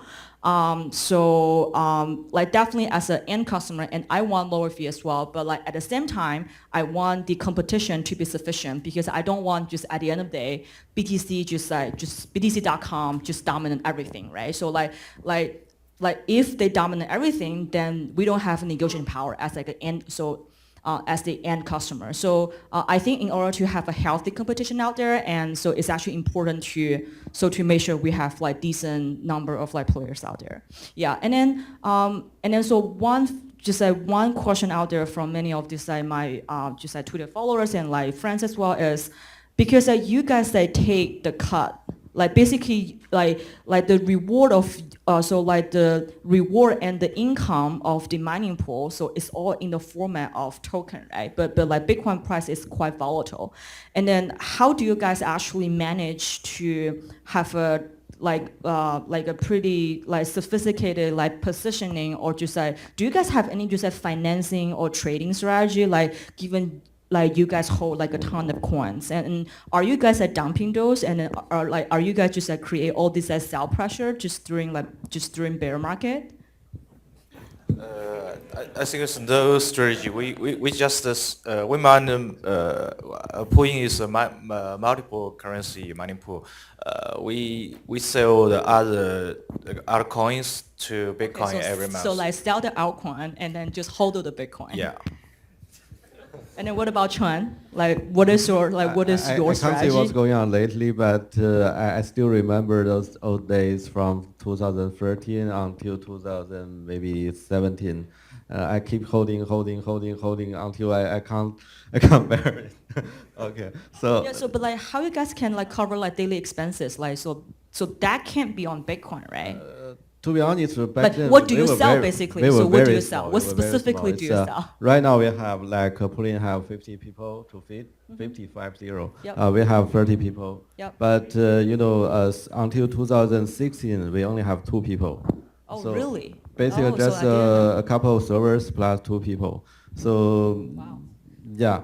But right now we have more than 40 coins. It's we kind of different from many other mining pools because we have so many coins mining here, so we cannot handle all these coins with only 2 people. Not now. So yeah. But until only like a couple of years ago, the coins were very small, and keep holding, and Yeah, just like keep holding. Yeah. Yeah.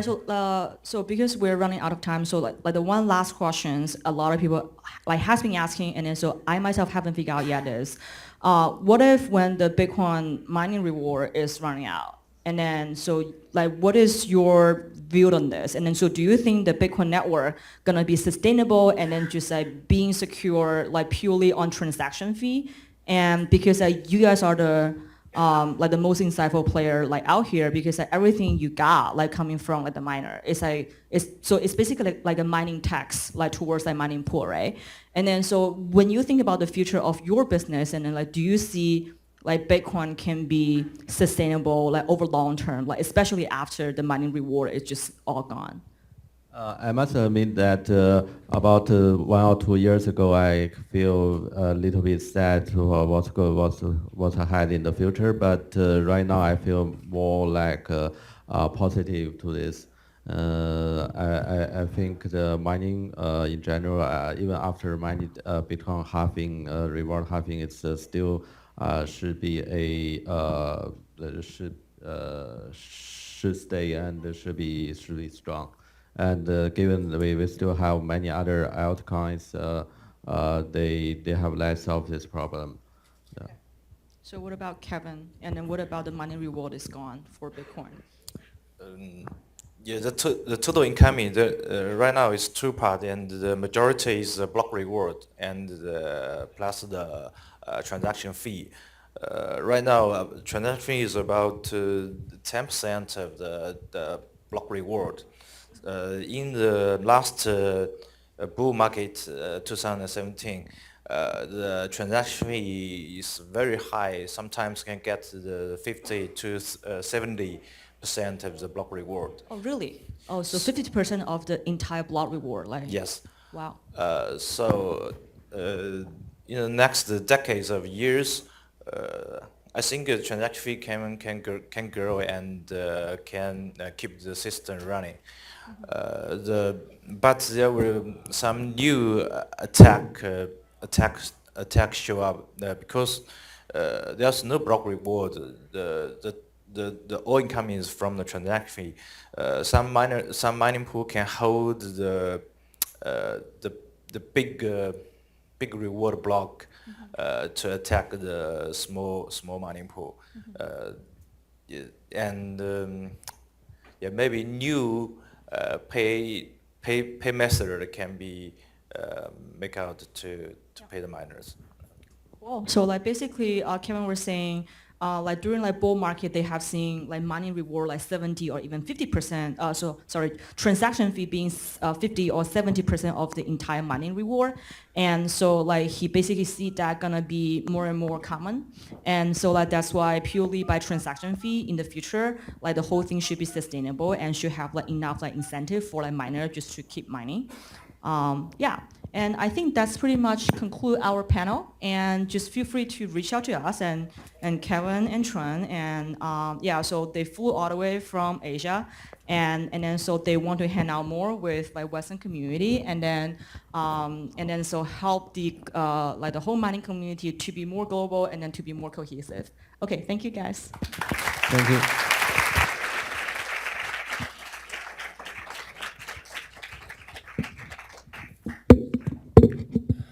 Okay, so at this point in the day, most of you probably have 2 questions on your mind. One being how long until drinks, and the answer is relatively soonish. which is not a great answer at all. And the next question being, how can I invest in this space? And lucky for you, the next panel is all about investment opportunities in mining. And for this panel, we have Hugh Ross, COO of Horizon Kinetics, Prieur Leary, co-founder of CoinMint, Brian Venturo, CTO of Atlantic Crypto, and the panel is moderated by Matt Walsh, who is a partner at Castle Island Ventures. Thank you. Hey, everyone. You guys didn't want to sit close to me? Somebody sit underneath my name. All right, that worked. So thanks, everyone, and thank you to Fidelity for putting together such an awesome event. What a great day. So I'm Matt Walsh. I'm the co-founder of Castle Island Ventures. We're an early-stage venture fund that invests in the public blockchain ecosystem. Have some great guests here, and why don't we just start with some introductions before we hop into the questions. Thanks, Matt. I'm Hugh Ross. I'm the COO of Horizon Kinetics. We're a money manager. Been around for quite a few years, and we got involved in cryptocurrency and Bitcoin about 4 or 5 years ago. Gotcha. Prieur Leary. I'm a co-founder of CoinMint. We've been in the mining space since 2016, primarily operating in upstate New York. We operate a total of around 50 megawatts today, and with one of our largest sites goes up to 435, so we're working on filling that up. I'm Brian Venturo. I spoke earlier. I'm the CTO of Atlantic Crypto. We're a large GPU miner. We've got a couple thousand ASICs as well, based in the US Northeast. That's great. So excited about this conversation. I think we're going to start with a couple targeted questions. The three of you come from various backgrounds, so we'd love to jump into some individual questions first. So Hugh, maybe we start with you. How does a traditional firm like Horizon Kinetics, traditional money management firm, get interested in cryptocurrency mining to begin with? Yeah, thank you. So it's funny that you use the word traditional. So we are traditional in that we have been, for 25 plus years, managing client capital in the equity and fixed income markets. But we're unconventional in that we're not necessarily about passive index-based investing. And so we are generally looking for little known and little followed investment opportunities, particularly ones that offer asymmetrically favorable risk-reward return profiles. And from that perspective, we began researching and developing a belief in Bitcoin as an alternative to fiat currencies. And of course, fiat currencies whose values are debased over time versus Bitcoin with its fixed monetary policy, of course, of 21 million Bitcoin being issued by the year 2140, and which of course is designed to not be debased. So in early 2015, we started investing in Bitcoin, and by early 2017, we said, it would really be kind of interesting if we started to explore the Bitcoin ecosystem from the perspective of a miner. And we kind of realized that mining is this multivariable equation where you've got the price of Bitcoin, the price of equipment, you got difficulty, you have hash rate, and these things all move and react in a very interconnected fashion. And so the system is designed to be self-equilibrating, and that kind of led us to an understanding that mining is essentially something called, it's a term of art called seigniorage, which is really the difference between the face value of money and the cost to produce it. And so seigniorage is, as you might expect, a business that essentially only governments have traditionally been in and had a monopoly on. And now all of us can be in this business, and therefore that seems like a good place for us to be. That's great. Well, thanks for that background. I think let's hop around a little bit here. Brian, so you come from a systemic fundamental energy investment firm background. How the heck does someone make a jump into the cryptocurrency space, and what's that leap look like? Sure. So starting in 2013, all of our fantasy football leagues were denominated in Bitcoin. And literally how it happened. And it got to the point where natural gas kind of flatlined for 2 or 3 years. A couple winners that were really awesome, but when price does nothing, you've got to find some other place to get your fix. And crypto was kind of where we wound up, and we were, I had kind of a technology, super nerdy teenage background in the early 90s, and it was always kind of second nature to me. So we started messing around with it, and one day I said, hey, I think I could run one of these miners. And one thing led to another, and then we almost burned our skyscraper down one day because it was like 140 degrees on Monday morning. And then we just got so enamored with it, and it grew so fast that we shut the fund down. That's great. And Prieur, let's move on to you. So you operate a huge facility, an old aluminum factory, as I understand. Correct. Tell us a little bit about your origin story and how you came to be involved in this space. Well, previous to this endeavor, I spent the past 20 years in the commercial data center space, kind of traditional data center, from dedicated servers to co-location to hosting. So this was a natural segue, out of I was a smaller operator, and the smaller operators were kind of a dying breed. So this was a natural segue into this space. So why don't we talk a little bit about speculative mining? I think that's something, maybe Brian, we'll start with you on this. But so Grin has been in the news a lot. It's been one of the most hyped projects in this space, a fair launch. And there's certainly been a lot of mining activity. So within the context of your business, and then I'll ask the other panelists, how do you think about speculative mining plays and whether or not they have a role in your business? Sure. So in our business, we do very little speculative mining. We will mine coins that are new. We will mine coins that may not have a market yet, but it's very infrequent you'll ever see us hold large coin balances. And we've actually got auto trading capabilities where as we mine coins, they're sold in the market. We're a spread play. We look at ourselves as a commodity producer. And our exposure to these coins is through the hardware itself.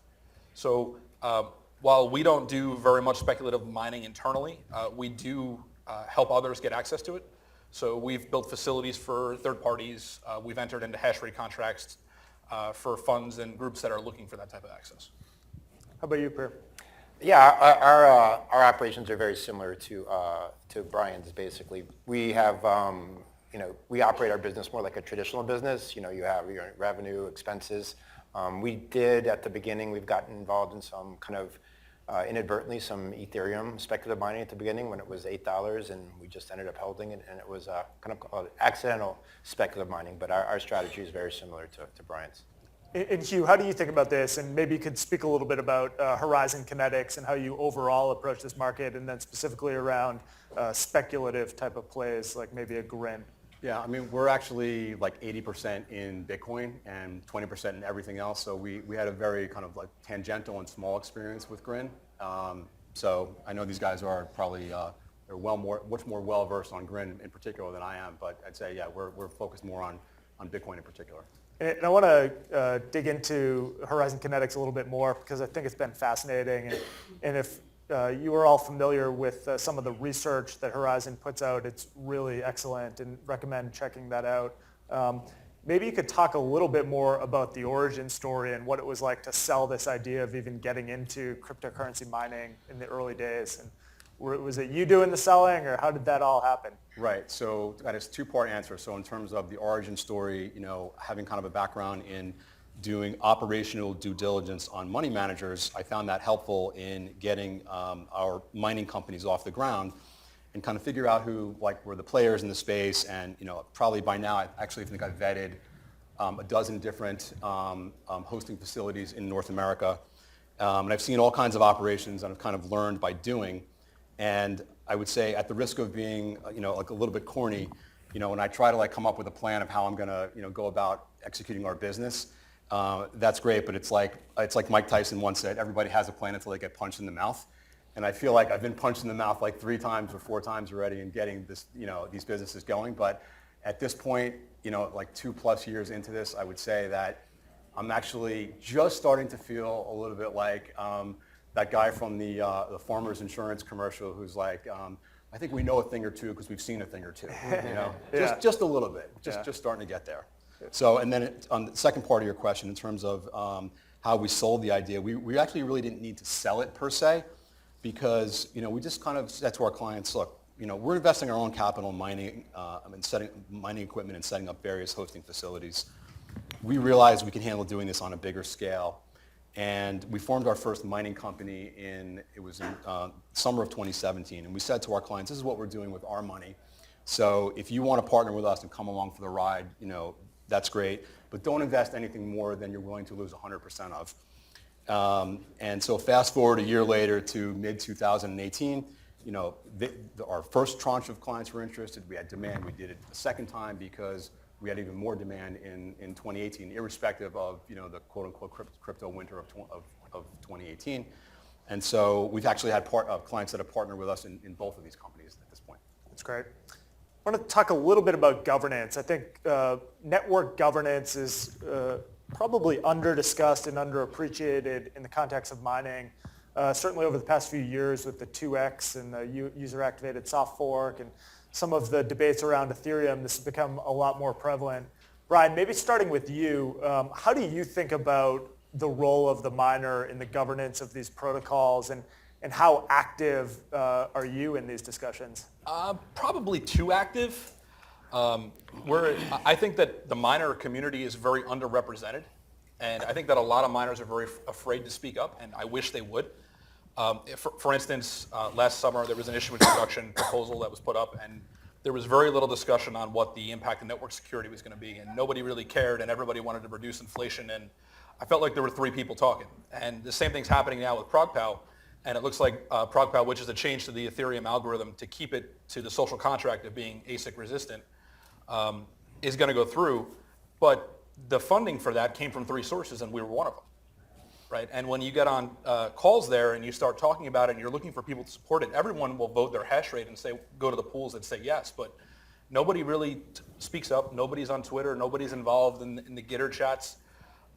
It's kind of overwhelming.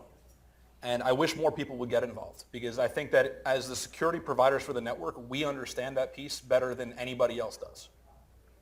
And so how closely are you working with developers? Is this something where you're in constant communication? That's the part where I think they think it's too close. They're pretty accessible, and at this point I think that we've earned enough trust from them, helping in a couple different situations where they know we're really not trying to do anything backhandedly. But we've got pretty high access there, at least to understand what they're thinking, right? We're not trying to influence every decision, but we want to understand what they're thinking and how they're going about things. So the network is, the ecosystem's pretty welcoming and pretty accessible, so it is nice to be involved. Prieur, what do you think about this? Is this something that you guys get involved with at CoinMint? Are you exerting influence on these protocols? I'd say we're probably in the category that Brian referred to as not being involved enough in it, and so I would say we certainly stay aware of what's going on, but we are not actively involved in any of the debates like the 2x or ProgPow. We are kind of just focused on kind of growing our businesses, and we could probably participate more in the community. Hugh, do you have any views on this? Is this something that you have aspirations of getting involved with at the governance level? How do you treat this? So we're small, in the overall context, we're a lot smaller than in terms of hash power than these guys. So we're not, particularly active in exerting influence or getting involved in governance decisions. But I would say that I think as more people get involved in mining, and I think a lot more people will get involved in mining, I think it's quite possible over time that the dominance of large operators will actually be reduced over time. Interesting. Maybe switching gears a little bit, there's been a lot of discussion around the stability of minority hash rate coins on hashing algorithms that have a dominant player. So Bitcoin Cash on the same hashing algorithm as Bitcoin, Ethereum Classic with Ethereum. How stable is this equilibrium right now, Brian? And is this something that these minority chains are just fundamentally imperiled? I think so. There are a lot of the problem, and I'm going to say a problem, but is with NiceHash and rent and hash rate marketplaces where you can go rent the hash power. You can very easily attack one of the smaller coins that's GPU based or even ASIC based, right? I mean, I don't think it costs very much to attack BSV, but we could internally attack a lot of those smaller GPU coins. Like, no problem. I can do 5 at a time. It's not something that we do. It's not part of our business. Like that, there are people that make that business, but it's pretty bad. And so, what do you think? How do you think this resolves? I think you're going to see basically one hardware type per coin algorithm, or excuse me, one hardware type is going to be kind of paired with one coin. So in Ethereum, I think that's it's for GPUs. I think it's Ethereum. For SHA-256, it's going to be Bitcoin. Litecoin has Script. But you have the major coin, and that's really all that can be supported by the hardware base. Prieur, how do you think about this when you're evaluating minority hash rate coins and whether or not to set up an operation around them? Yeah, we're primarily ASIC based, primarily Bitcoin based. We don't mine any Bitcoin Cash. We don't mine any BSV. We mine very limited to date GPU coins on Ethereum. So To be honest, we don't really have much of an opinion. I mean, obviously with GPUs, any coin that's GPU based, and especially I guess the smaller coins are going to have this vulnerability. I'm not so sure what the answer to that is. Right. Now, Hugh, with your operation, how does this impact asset selection on your end? So for some of the reasons I think that Brian was talking about, we're actually more in the camp of what Prieur's doing, which is, as I said earlier, we've got a majority of our hash power on Bitcoin, so that's what we tend to focus on. Got it. Prieur, maybe starting with you on this next question. So if we think about this from an investor lens, where do you think the most attractive categories are within the mining ecosystem over the next 5 years? I think that's a question that's impossible to answer because the economics of mining are so dynamic and so fluid. I think anyone who wants to answer where you are in 6 months, I would like to know. So I think in answering where we're going to be in 5 years, I think it's really an impossible question to answer. Other than that, I'd say we'll still be in business. And would you be more excited about operators? Would you be more excited about software plays? Are there any categories that are particularly interesting to you right now? Well, from us, we're heavily invested in, I would say, not just the mining space, but the high density computing space. I mean, there's a lot of applications, outside of mining for high density computing. Certainly, there's a significant, there has been and there continues to be a significant economic opportunity in the mining space. But there's applications that are moving. Google is launching, I believe, kind of GPUs in the cloud. There's a lot of AI applications. I believe, Brian is especially, kind of working, on the forefront of a lot of these. So, I would say we're very excited about the mining / high density computing space, for the foreseeable future. And Brian, same question to you from your seat. What categories are looking hot over the next couple of years to you? So I think that there's a couple different investment opportunities here. One of them is in the late stages of playing out right now, which is the distressed hardware play. So over the past 4 months, I mean, you've seen a lot of facilities go out of business, and as some of the chip designers up here said, like the efficiency gains that they're seeing and the productive capacity increases they're seeing have really diminished.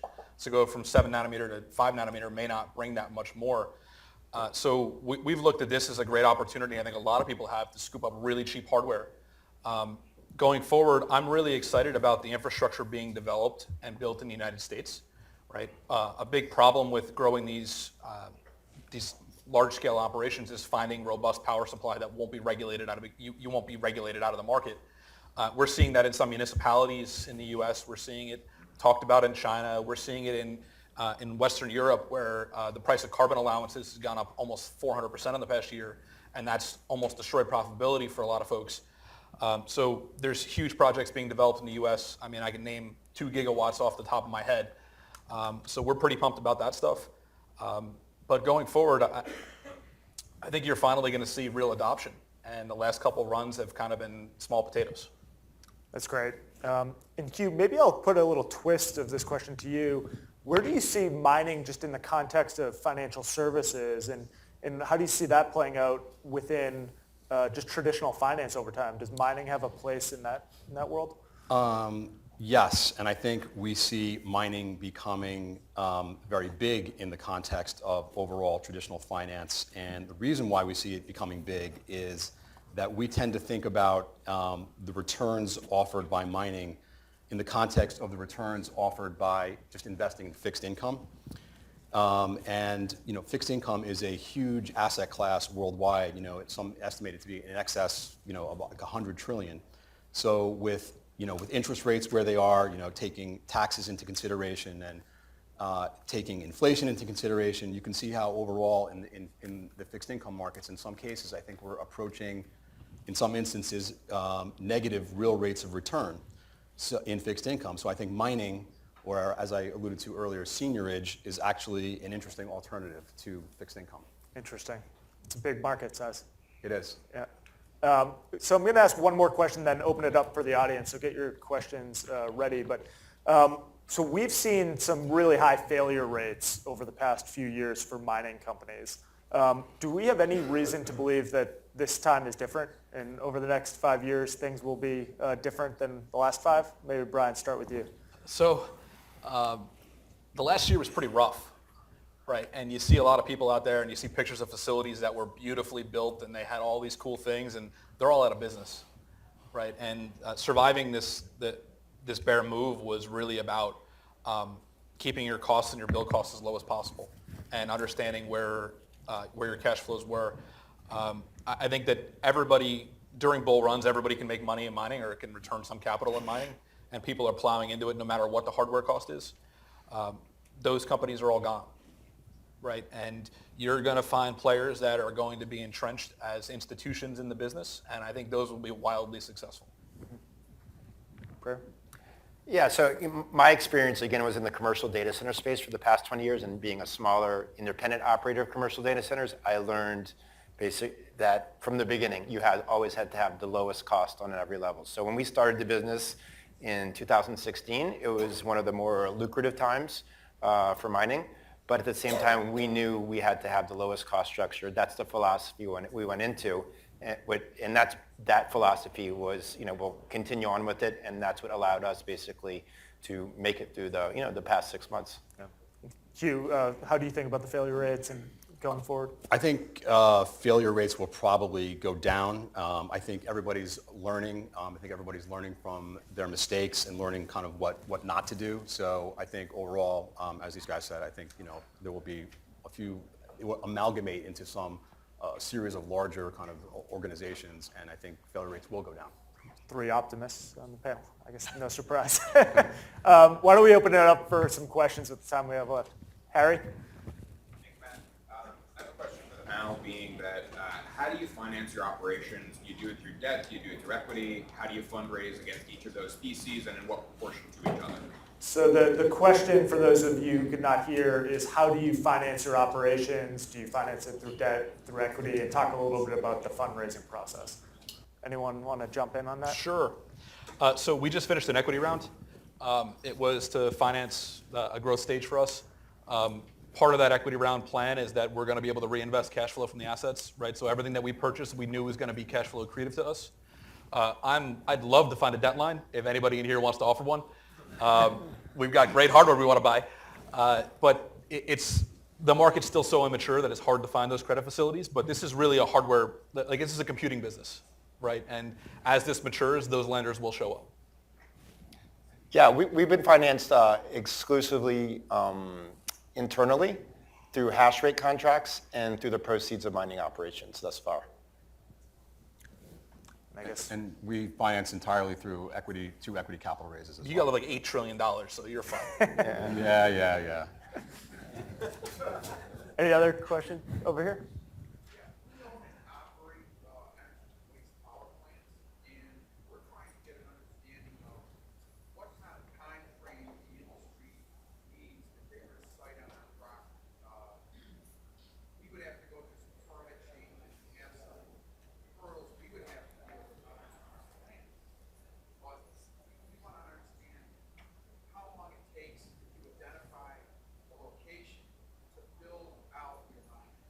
So how much power you got? The question for those of you who couldn't hear is how long it takes to build out an operation and get to production from scratch. He's got a lot of power. Okay. You can probably do it pretty quickly. Yeah, so you want to start? Go ahead. Go ahead.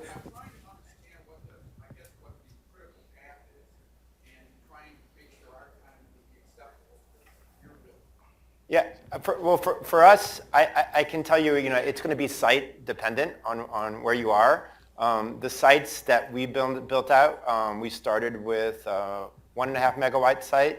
We've built out 500 kVA in about a month, and another 1.5 megawatts. It took around 5 to 6 weeks to finish that.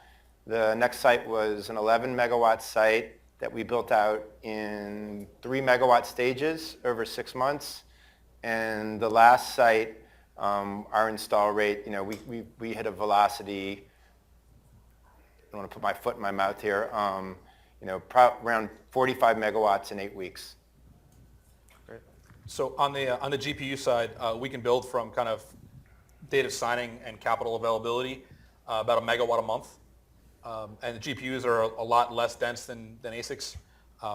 These guys are more expert on building the ASIC side, so I'll defer to his 8 million megawatts in 8 weeks. Maybe we'll squeeze one more in. I assume you saw the Facebook announcement this morning. Does that have any business implications on some of your investment? I didn't see the Facebook announcement this morning. Me neither. Are they doing crypto? Yes, the program this morning. Nothing from me. Facebook, for those who didn't hear the question, Facebook announced a stablecoin project this morning. Sounds like it will not be a publicly kind of mined network. My guess is that they'll have some sort of a consortium model around a payments use case, but I'd be surprised if it was the type of thing that would be GPU or ASIC. I'd say that's probably, it's good for all three of us, right? Because it's going to attract more capital to the space, right? And it should inflate margins, and that's good for our hardware base. So I think that's all the time we have. Thanks so much to the panelists. Okay. Thank you.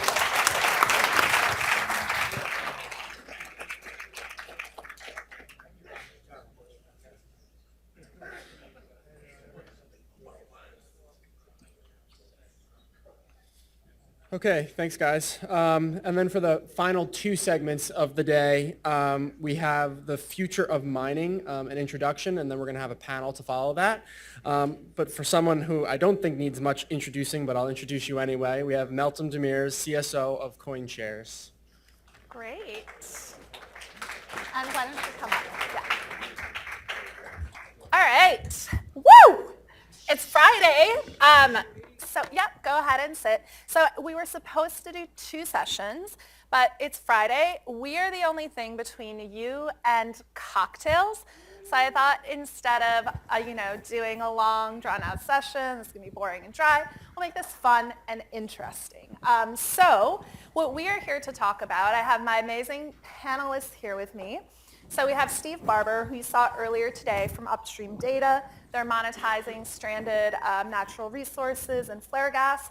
We have next to him Dovey, who's partner at Primitive Ventures. They're a global crypto-native fund that's working on a lot of really interesting projects and also investing in companies as well. And then next to Dovey, we have John Belizaire, who's the CEO of Soluna, which is the world's first vertically integrated blockchain computing company that's building their first project in Morocco. So we have a wide range of companies represented, a wide range of perspectives.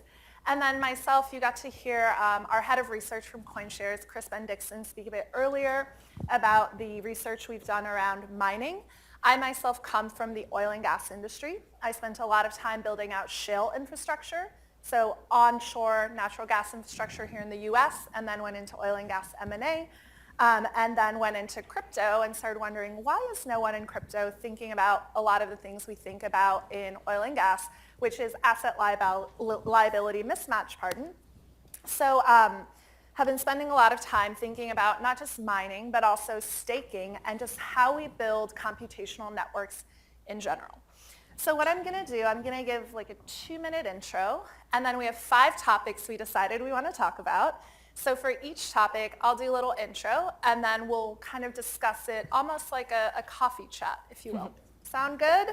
But where's the coffee? All right. Okay, so let's get started. So this is the planet Earth, right?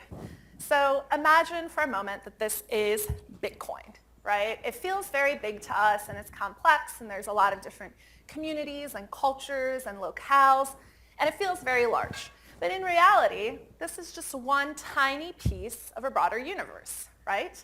And this is a big universe, and there are a lot of different planets, and there's a lot of stuff going on, and it takes a long time to go from Earth to these other places, and they all are their own sort of microcosms.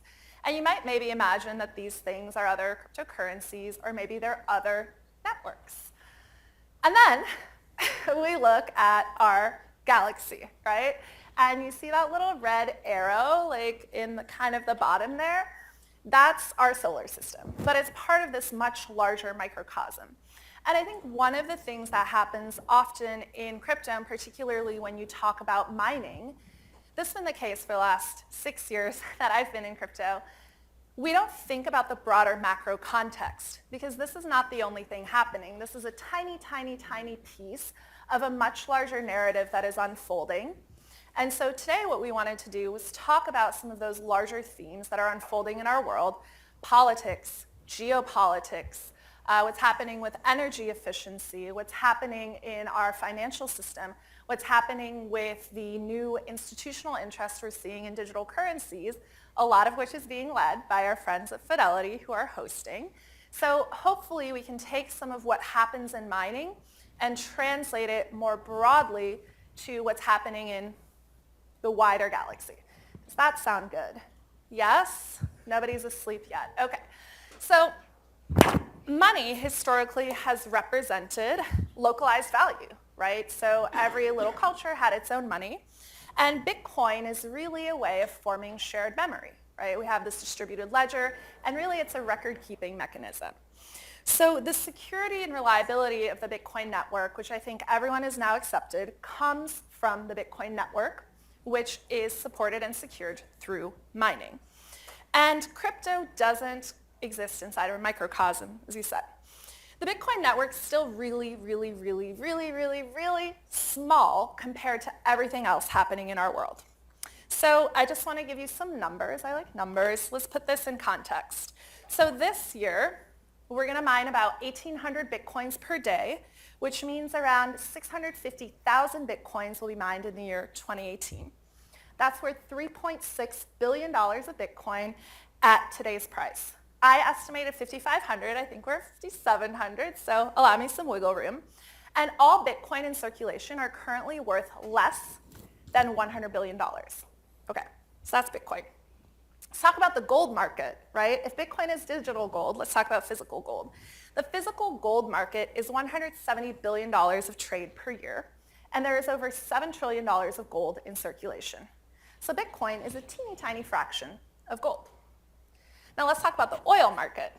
It's my favorite market. I love it. The oil market is $1.7 trillion per year of physically traded oil. That's 94 million barrels of oil per day. 94 million. It's a lot of oil. And the oil industry itself is worth trillions of dollars, right? Many of our favorite publicly traded equities have been built in this industry. So we're all here because we believe, like the oil industry and the gold industry, that Bitcoin is going to be a multi-trillion-dollar industry. It's going to have a wide variety of companies that do exploration and production in the form of Bitcoin mining, provide services, and offer financial products and services to people who want to speculate on, invest in, or utilize Bitcoin. I think we all collectively share that belief. I think, do you? Yep. I think so, right? Okay, so the first question then is, just like we have challenges with energy production, how are we going to build a Bitcoin network that is efficient, uses renewables, and doesn't, quote unquote, boil the oceans? So this is a mining data center, and there are all of these devices. They're consuming a lot of electricity. And one of the themes that's going on in our planet is the fact that our current rate of energy consumption seems unsustainable. And this week alone, I think what's really interesting is there was a major ice shelf that broke, and one of the largest populations of Arctic penguins died, right? So clearly there's something happening in our world. So let's talk a little bit about Bitcoin boiling the oceans, not boiling the oceans. How do we build this communication network for Bitcoin in a way that is sustainable? Yeah, so first of all, and I think like you said, Bitcoin is not green. It's a completely false argument. And like Meltem has said that like Bitcoin is actually, so Bitcoin itself, and so if we think about how we human actually form consensus, right? And then so we form consensus towards like multiple social institutions, right? And then so through either ethics or legal system or like military. And like the value of like US dollar, and I think the biggest difference here comparing Bitcoin with like barrel of oil and many other commodity out there, so like there's a big nuance there is like Bitcoin itself has no commodity value. Like basically it is not like not going to be produced like something else. So basically it's like non-productive asset. It's just like gold. And then so basically why at the very beginning from like ancient history and then why we human beings actually pick gold as the store of value is because of like gold as a physical asset. First of all, gold is, so like 1 ounce of gold today worth like 1 ounce, so 1 ounce of gold like 1,000 years later, right? So it will never change. So it's very easy to have this certainty out there. And then also the gold is golden, so it's shiny, and then so it's very easy to. It is very shiny. Yeah, so like you can easily distinguish from many other metals out there, right? So like that's why the consensus to form the value around gold. So it's actually it's relatively easier than like many other metals. So it's because of like gold, these are physical assets, and then like naturally be picked by just like our human society as like a store of value. So I think like we cannot compare Bitcoin as, like barrel of oil or like any other productive asset like land or like real estate. And then it's actually a form of like consensus like mechanism. And then so when we think about US dollar, and then so how much expenses like US government spend like to maintain the credit and then also the confidence of the government, like of the government's like competence in taxation, like that reflects in the value and confidence of like US dollar. Bitcoin does consume energy. Yeah. Right? So maintaining the Bitcoin network consumes energy. Exactly. So like that's my point. So if you calculate the energy consumed by Bitcoin versus like how much we spend on military, in government, in all this like political bullshit, Bitcoin is actually it's super efficient. And also, I'm not sure like anybody here studied physics, and I have a very fundamental theory on like why Bitcoin is actually efficient from like thermodynamics perspective. And then we know that our entire human being, and then we actually try to fight entropy growth, right? Right? And then so like when like entropy grows to the max, and then we die, and then like the whole universe, but like from Cosmos perspective, and then entropy has to grow. Well, you need chaos to have order, and order to have chaos. Yeah. So they're like sides of the same coin. Exactly. So like that's why what Bitcoin network has been doing is like it's actually forming the consensus and then bring the order, and then to fight the internal entropy growth, right? And then, but the thing is that at the macro level, our cosmos is actually expanding, and then like basically the general universe entropy is always positive, right? So like that's why in order to fight that single system's entropy growth, and you have to dump the entropy somewhere else. So like that's why there's no like decent like cryptography secure consensus that can form without any like energy consumption. So it's from thermodynamic perspective, it makes sense. It's scientific. Actually. So we started with the metaphysical, sort of philosophical, and I think there's a lot of work that's been done writing about the evolution of energy societies, and Bitcoin's really a way of transferring one form of energy into another form of energy, which is trust, right? Using mathematics and physics and reason. But let's talk a little bit about, I mean, both of you, Steve and John, you're thinking actively around energy efficiency, and you're trying to monetize in different ways trapped assets. So why don't you tell us a little bit about the project in Morocco and sort of what motivated you to build something like that? Yeah, the genesis of Soluna is really thinking about sustainability. That's at the heart of what we're doing. We are looking at the problem on the renewable energy side. There was a great presentation this morning about what renewable energy looks like in the United States.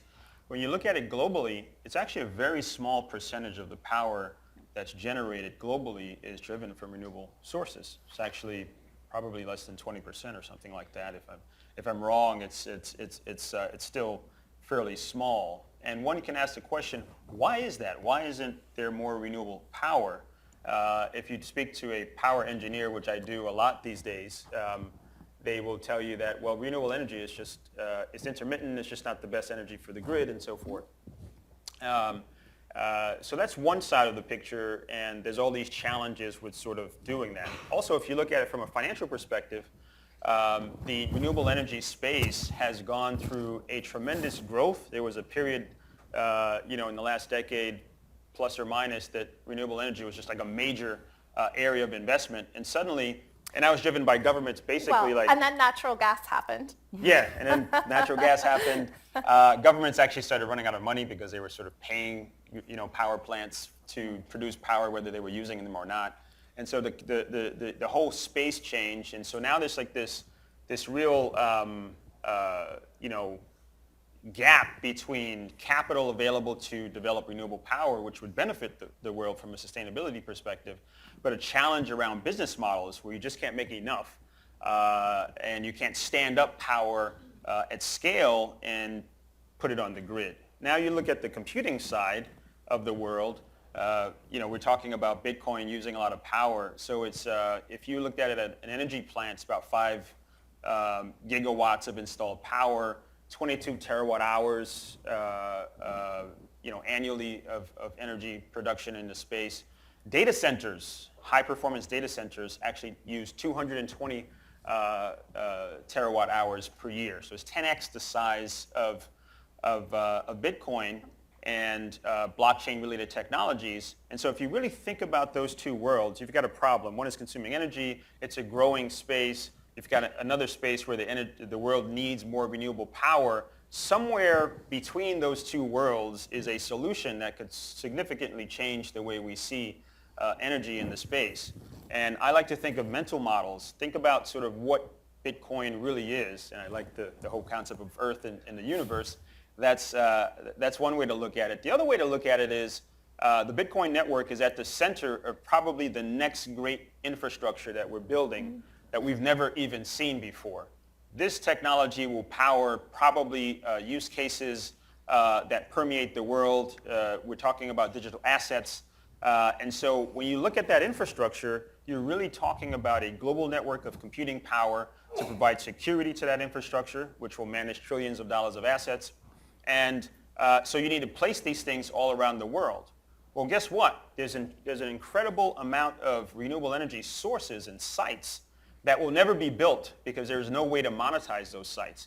But if you put Bitcoin operations there that have a real purpose, which is to drive the security of this future infrastructure, you can actually monetize those sites and use the excess power to power the grid, thereby creating an integrated cycle that can power sustainability for the Earth going forward. What I'm hearing you say is you're going to take trapped energy, electrical energy, and convert it into another type of energy which has value in the form of Bitcoin. Yeah, so what we're going to do is we're going to go to places where there are incredible renewable energy sites. So our site, our flagship site, is in southern Morocco.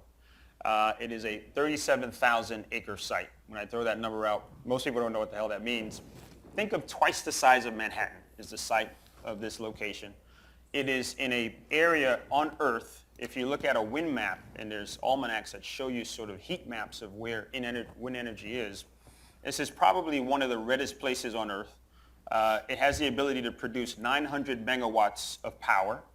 And some of the best athletes in the world go to this location because the wind travels so fast that they're able to perform and practice their Olympic skills. The wind moves about 22 miles per hour. We're going to keep this brief. Yes, I'm going to keep it brief. We have sorry. more topics to discuss. So 900 megawatts, big facility. So we take that site and we combine it with a series of computing capabilities, which now allows us to monetize that site.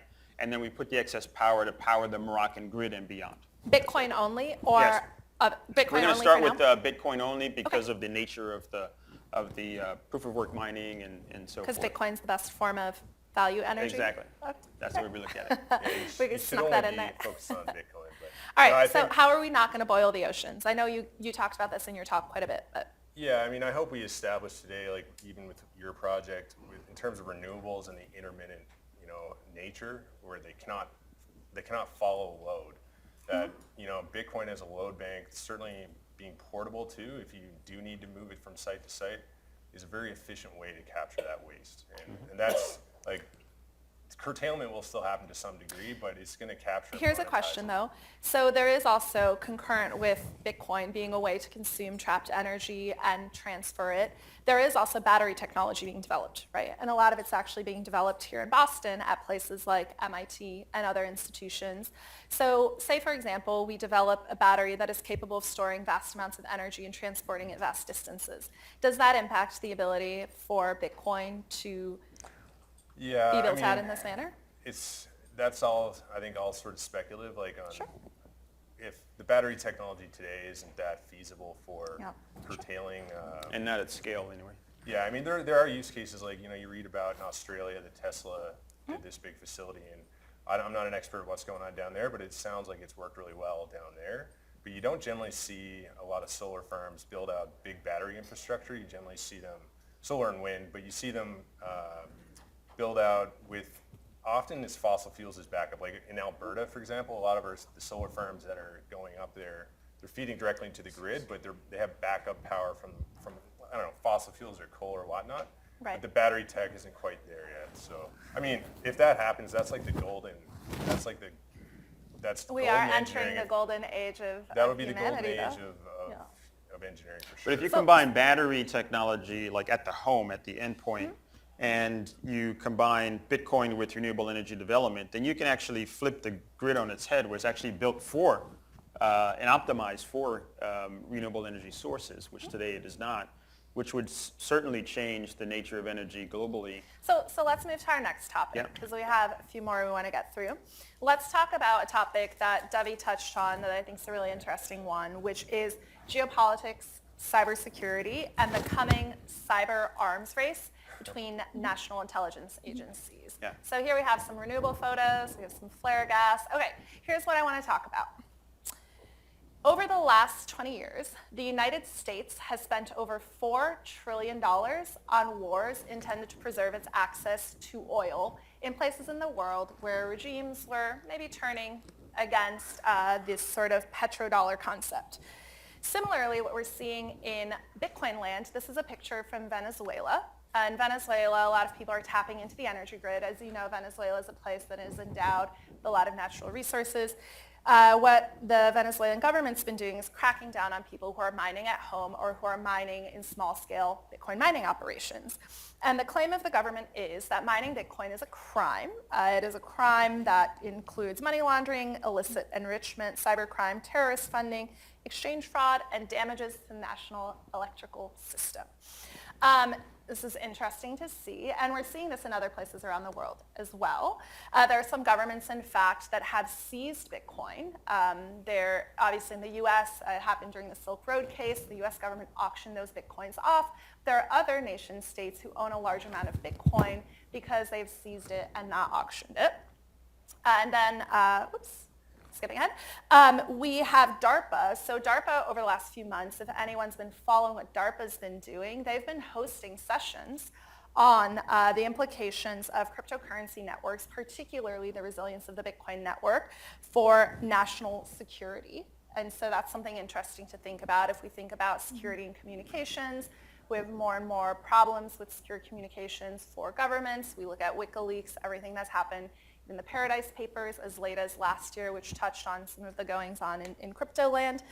And then lastly, we go to the topic of cybercrime. And again, I just want to give some rough numbers to give us some size and magnitude here. Cybercrime in 2015 costs the global economy $3 trillion.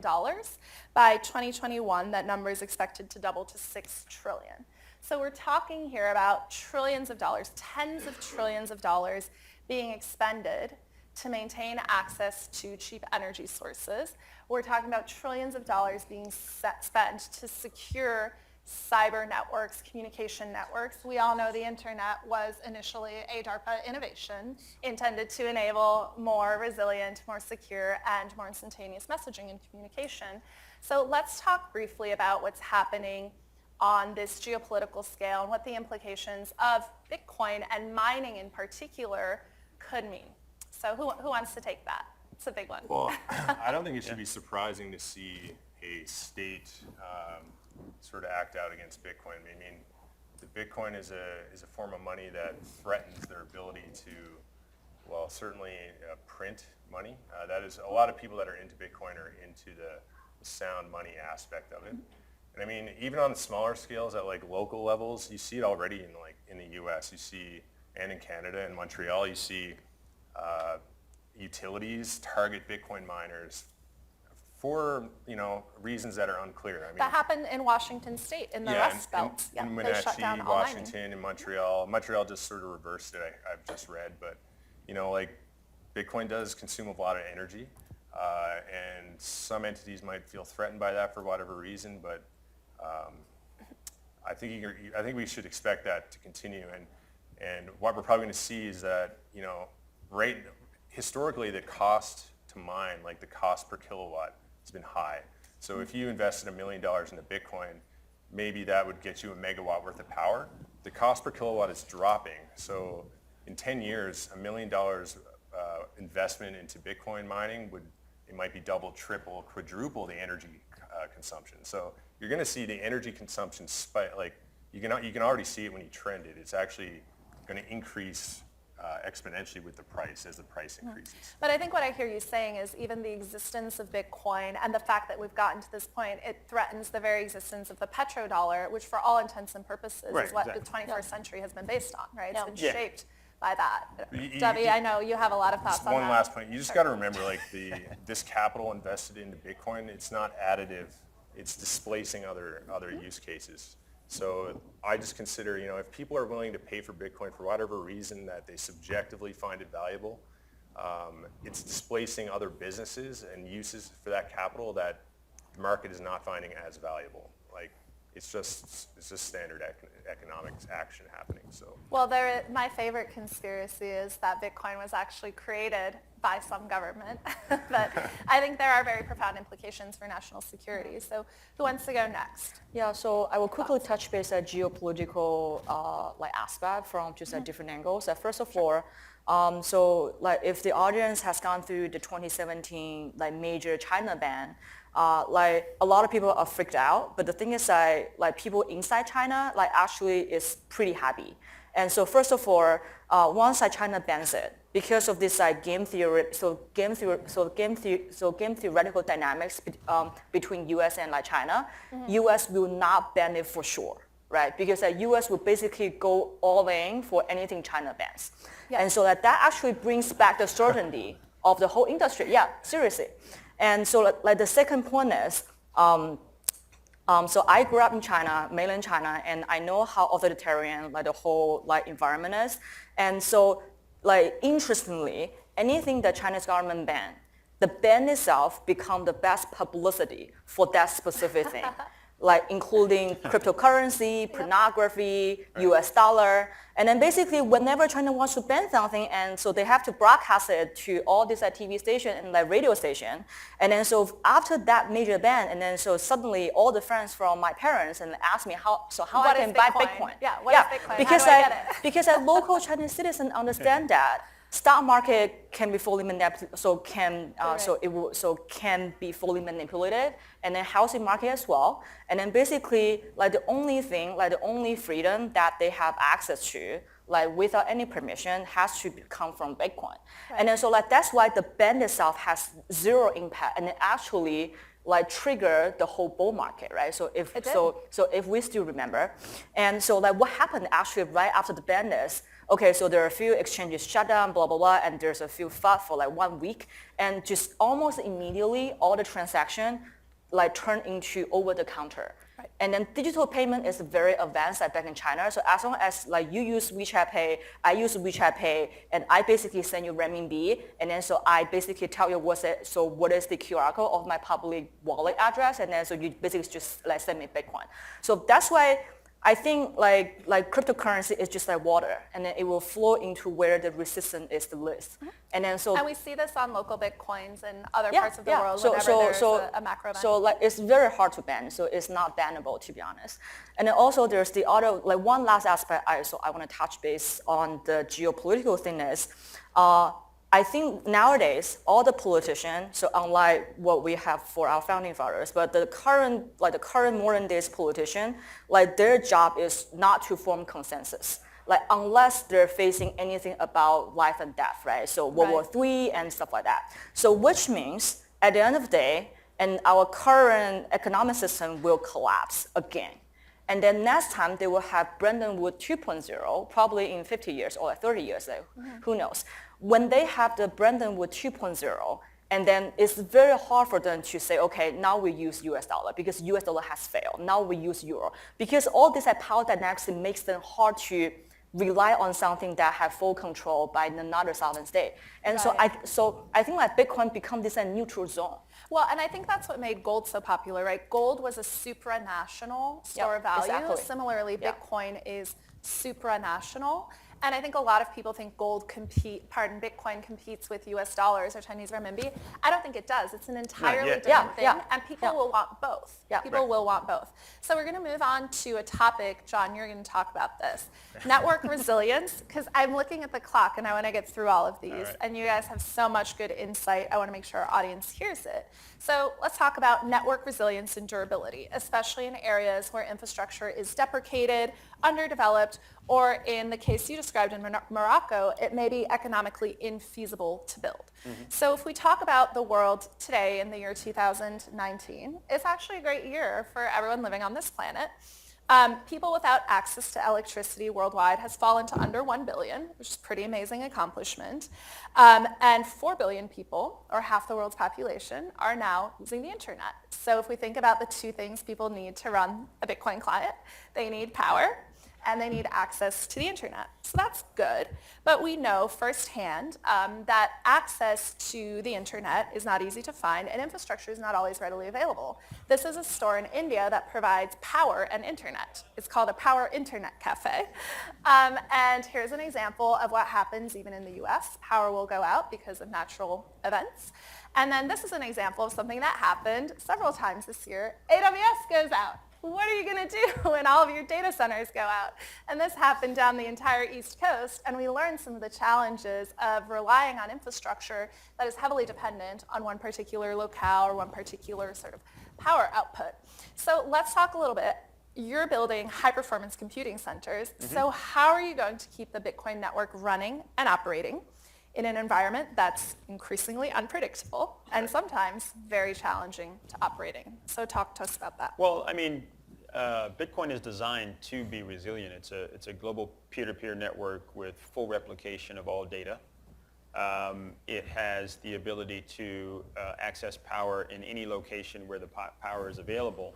So one of the visions that we have as a parent company, if you will, every project is a subsidiary, is to build these sites around the world that become, fully integrated peers, where there's a power plant, there's a computing center that's providing access for the local area, Bitcoin mining as well, and you combine that with 5G networks, and suddenly you've got these sort of micro computing centers around the world that creates a tremendous amount of resilience. So if there's a power or computing outage in one location on the planet, you can get to another location on the planet through a global network that's powered by this design. And one of the pictures you showed where there was this very rural area that has no power, that can be completely eliminated if we build this sort of global internet fabric. I wrote a blog on it. I called it Renewable Energy Might Be the Next Infrastructure Inversion. So there's this whole concept about how things start out sort of you're not sure and whether this is really going to take off. We don't really know whether BTC is going to be a global platform. And suddenly something occurs that accelerates that technology, and then all infrastructure is actually flipped on. But what's so to interesting to me is Bitcoin has become this amazing incentive to the point a few people have made today in their talks to go out and to develop these underdeveloped assets or resources. Yeah. And so in a way, I think it's amazing to think about the idea that Bitcoin and the facilitation of the Bitcoin network could be one of the things that actually continues to spread electrification and the development globally of more around the world. robust networks. And we're excited because we're starting in Africa, and Africa is sort of the last frontier for energy investment and capital, just about anything. Things, yes. But if you talk to any large infrastructure fund, and we've talked to a few of these funds, and these funds have hundreds of billions of dollars in aggregate available to go build plants around the world, and they're all looking at Africa. So they're like, that's where we got to go. That's where the minerals now if are. they mine Bitcoins, right, and Bitcoin becomes extremely valuable, they're going to be sitting on a lot more resources. That's right. So now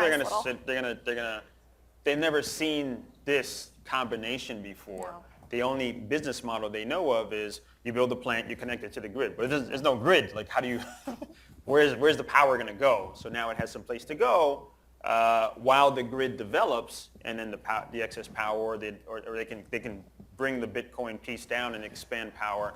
I think it's a recipe for really changing the Well, and what you're talking about there is also a new financing model, right? Yes, where absolutely. all of a sudden you have a new revenue stream, and it's one that's driven by these market forces that are Austrian market forces. Exactly, so instead of relying on it'll become a thing. No helicopter money. Exactly. Bitcoin. I think the main point on this subject is Bitcoin mining is a perfect form of energy arbitrage, right? Exactly. I mean, Yeah. that's the key words, and I mean, I think Andreas Antonopoulos has really promoted that aspect of it. But I mean, like kilowatt hour in Iran has the exact same value as one kilowatt hour in Canada. Yep. Right? Completely different economic situations. One country might even be sanctioned. You know, they could burn their oil and mine Bitcoin. There's ways to get around this kind of thing now. So I that's do one of believe the that most the powerful U.S. aspects. Treasury, for the first time ever last year, sanctioned, or they put on the OFAC list 2 Bitcoin wallet addresses, which is pretty amazing, right? Pretty It's the amazing, first time in history we've actually They seen realized Bitcoin wallets put on the terrorist watch list. But sorry, continue. Yeah, but I mean, that's just one of the powerful parts of Bitcoin. It's very, very difficult to shut down. I mean, unless, I mean, I don't know if anyone has really conceived of a strong argument on how it could be shut down. And that's a really powerful thing to any group of people, no matter what your intent is. Well, let's ask Dovey. I mean, I feel like in China, the government has done a really good job with the firewall, right? So we like to think that access to the internet is unlimited, but the internet has actually become one of the most centralized places in the world. So what do you think? Yeah, so I think that's one thing actually different, right? And because, so when we think about the network partition, just like in mainland China, and so because of we have all these like edge servers, and so that's actually the physical server, right? The physical server and then manufactured by like Cisco, Huawei. And so like the Chinese government can actually go to the Huawei executive or the Cisco executive saying, like, I want to have this like software like on the server no matter what, right? And so because like I think the beauty of like Bitcoin is like the team behind it, or like just like every of us, we are Satoshi, right? So like there's no Satoshis out there that can be they can be identifiable as like a single team or as like a single person. So like that's why it's basically non-seizable. And then just like Zhang has mentioned this, and I personally think that even within China, like Bitcoin mining so far is what I have seen the capitalism at work. It's like a very efficient market. And so like, and then like local government don't want to ban like Bitcoin mining because it's as simple as, okay, we have all this like excessive like just hydropower over like rain season, and I want to, so like what are we gonna do with that? And I want to produce more like just like tax and then more jobs, and so like that's why. And I just allow Bitcoin mining at the local scale, and so why not, right? It's hard to say no to profits. So. Yeah, we're making a generation of world leaders who are all Bitcoin maximalists. Yeah, because of capitalism. And then like the other thing is like Bitmain has manufactured this like container miner. So I'm not sure like you guys ever bought up like any of those. Basically, it's like a standard container, but like with all the racks inside. And then so you can easily ship the container and chase after the electricity. We do that better, by the way. Okay, yeah. So like John, they do it better. So because I've only seen the Bitmain version. So John, you need to go to China. Just joking. Bitmain's great. No, but I think this isn't unique to China, but what they've been able to do over the last 20 years is really combine an incredible ability to control things and generate profit and grow their economy at the same time. And anytime you have an environment like that, I'm actually surprised that they're trying to ban it, because they should just be trying to figure out how to control it. And they're like, man, we don't know how to control this thing. And so it's really sort of throwing them off. But I want to give you an anecdote as it relates to Morocco, for example. It's actually a very closed economy in Morocco. So there's a Moroccan currency that doesn't have full convertibility to other currencies, and it's a way to sort of protect their ability, and it allows them to manage the monetary system very carefully. And one of the things that we had to do was talk to the central bank about what we're doing in the country, and we're talking about the fact that we're building this incredible site in southern Morocco and generating Bitcoin. And the one question they had was, are you actually making Bitcoin here in the country? Because if you are, then our people might get access to the Bitcoin, and that will be a way for them to get their assets out of the country and so forth.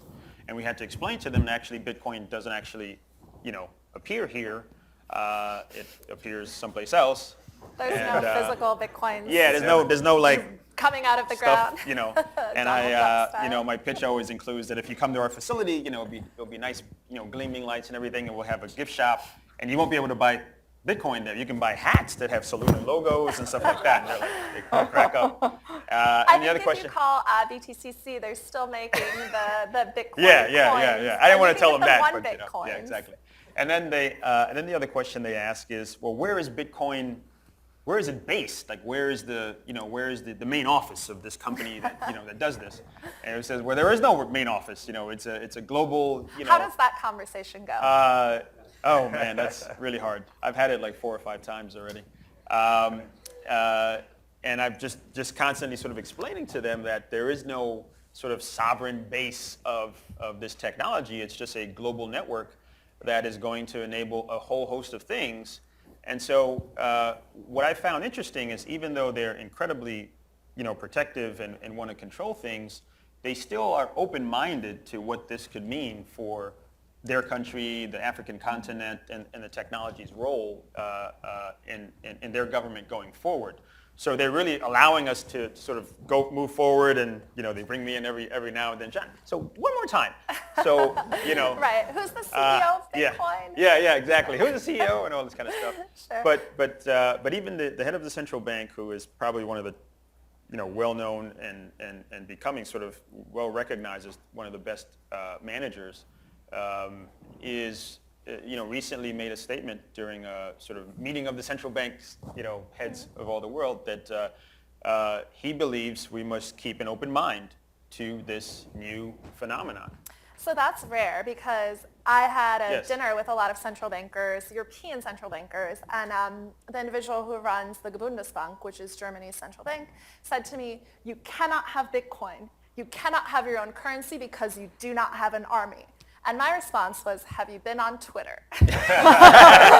Hopefully you find that humorous. Yeah. Fiat currency is like, you will take this money, But this is exactly the challenge, I think. So we are just about out of time, and I want us to get to the cocktails. But before we do that, I've pushed us to move at a very rapid pace in this conversation. But as we think broadly about the opportunity, the development and growth of the Bitcoin network, so we've had 1 decade of growth in the Bitcoin network, and it's looked one way. And I think the next decade is going to look completely Totally different. different, I am incredibly excited about it. Maybe one prediction, one thought, what might the next decade bring in terms of the development of the Bitcoin network itself, where the protocol meets physical space and computational space? One development that nobody's thinking of that you think will fundamentally change the face of the Bitcoin network? Whoever wants to go first. Yeah, I can go. I mean, I don't think anything too fundamental will change with the protocol and the rule set. I do think we can expect, we just came, the last bull run we just came off of in 2017, that was the first time we went through a bull run after ASIC industrialization. Mm-hmm. Before that, it was just sandbox. We're just playing in a sandbox. The next bull run we enter, which I think is inevitable, I don't know when it'll be, I think that's going to really start to shake the system pretty hard, because the energy demand that's going to come from that is going to really start putting pressure on other energy users. And I mean, I personally think, I've said it all day, I think that's a good thing. I think Bitcoin energy use is highly efficient. But, there's other, I think about some other weird things that come with that, and not to sound negative about things, but you even see power theft today, under Bitcoin's, Well, when I was at college MIT, kids we stealing would mine the power Bitcoin from in the dorm dorm. rooms, right? You get free power from the university. So by the miner. There you go. could probably expect to see more of that stuff, and it's probably going to get a bunch of bad press on that case, but I actually had to stop running. So I'm an investor in Casa. I have a Casa node in my office. Before that, I had a bit seed and a 21 computer. I had to stop running it because they kept blocking our IP address because we were consuming so much computational power. They were like, what are you doing in your office? I was like, oh, we're running a Bitcoin node. They're like, no, you're not.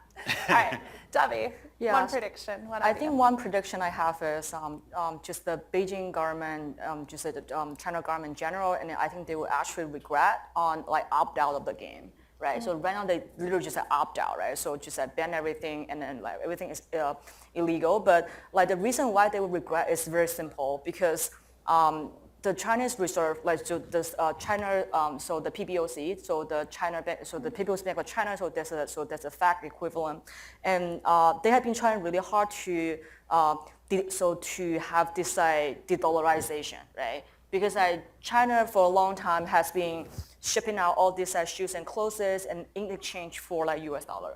Right. And it has a large reserve on like US dollar and then just US sovereign debt. And then, but that become actually the weakest link for like China's economy. So I think they're relatively dumb to just opt out of the game, and because Bitcoin and like cryptocurrency itself is the best like approach to get rid of like US dollar and like just USD asset in general. So I think in probably 5 to 10 years, and then they will probably realize that. And then once they realize that, and we will see a bigger conflict and just a cyber conflict of all this,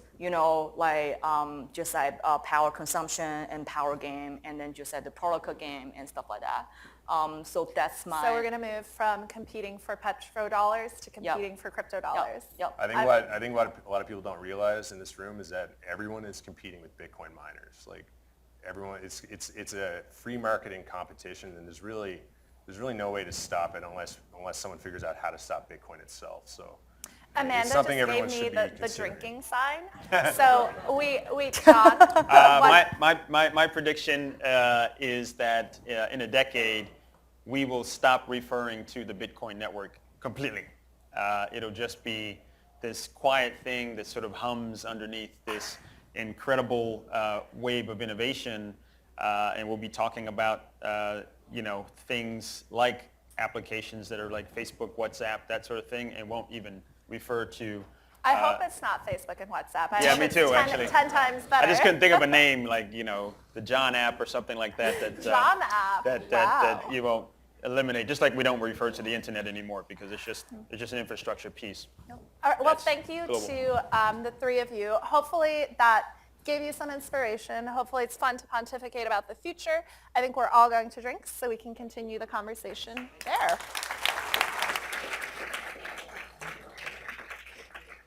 So that concludes today's program. FCAT wants to extend a special thank you to all of our speakers and panelists from today. A lot of them traveled pretty far to be here to share their insights with the group, so thank you to them.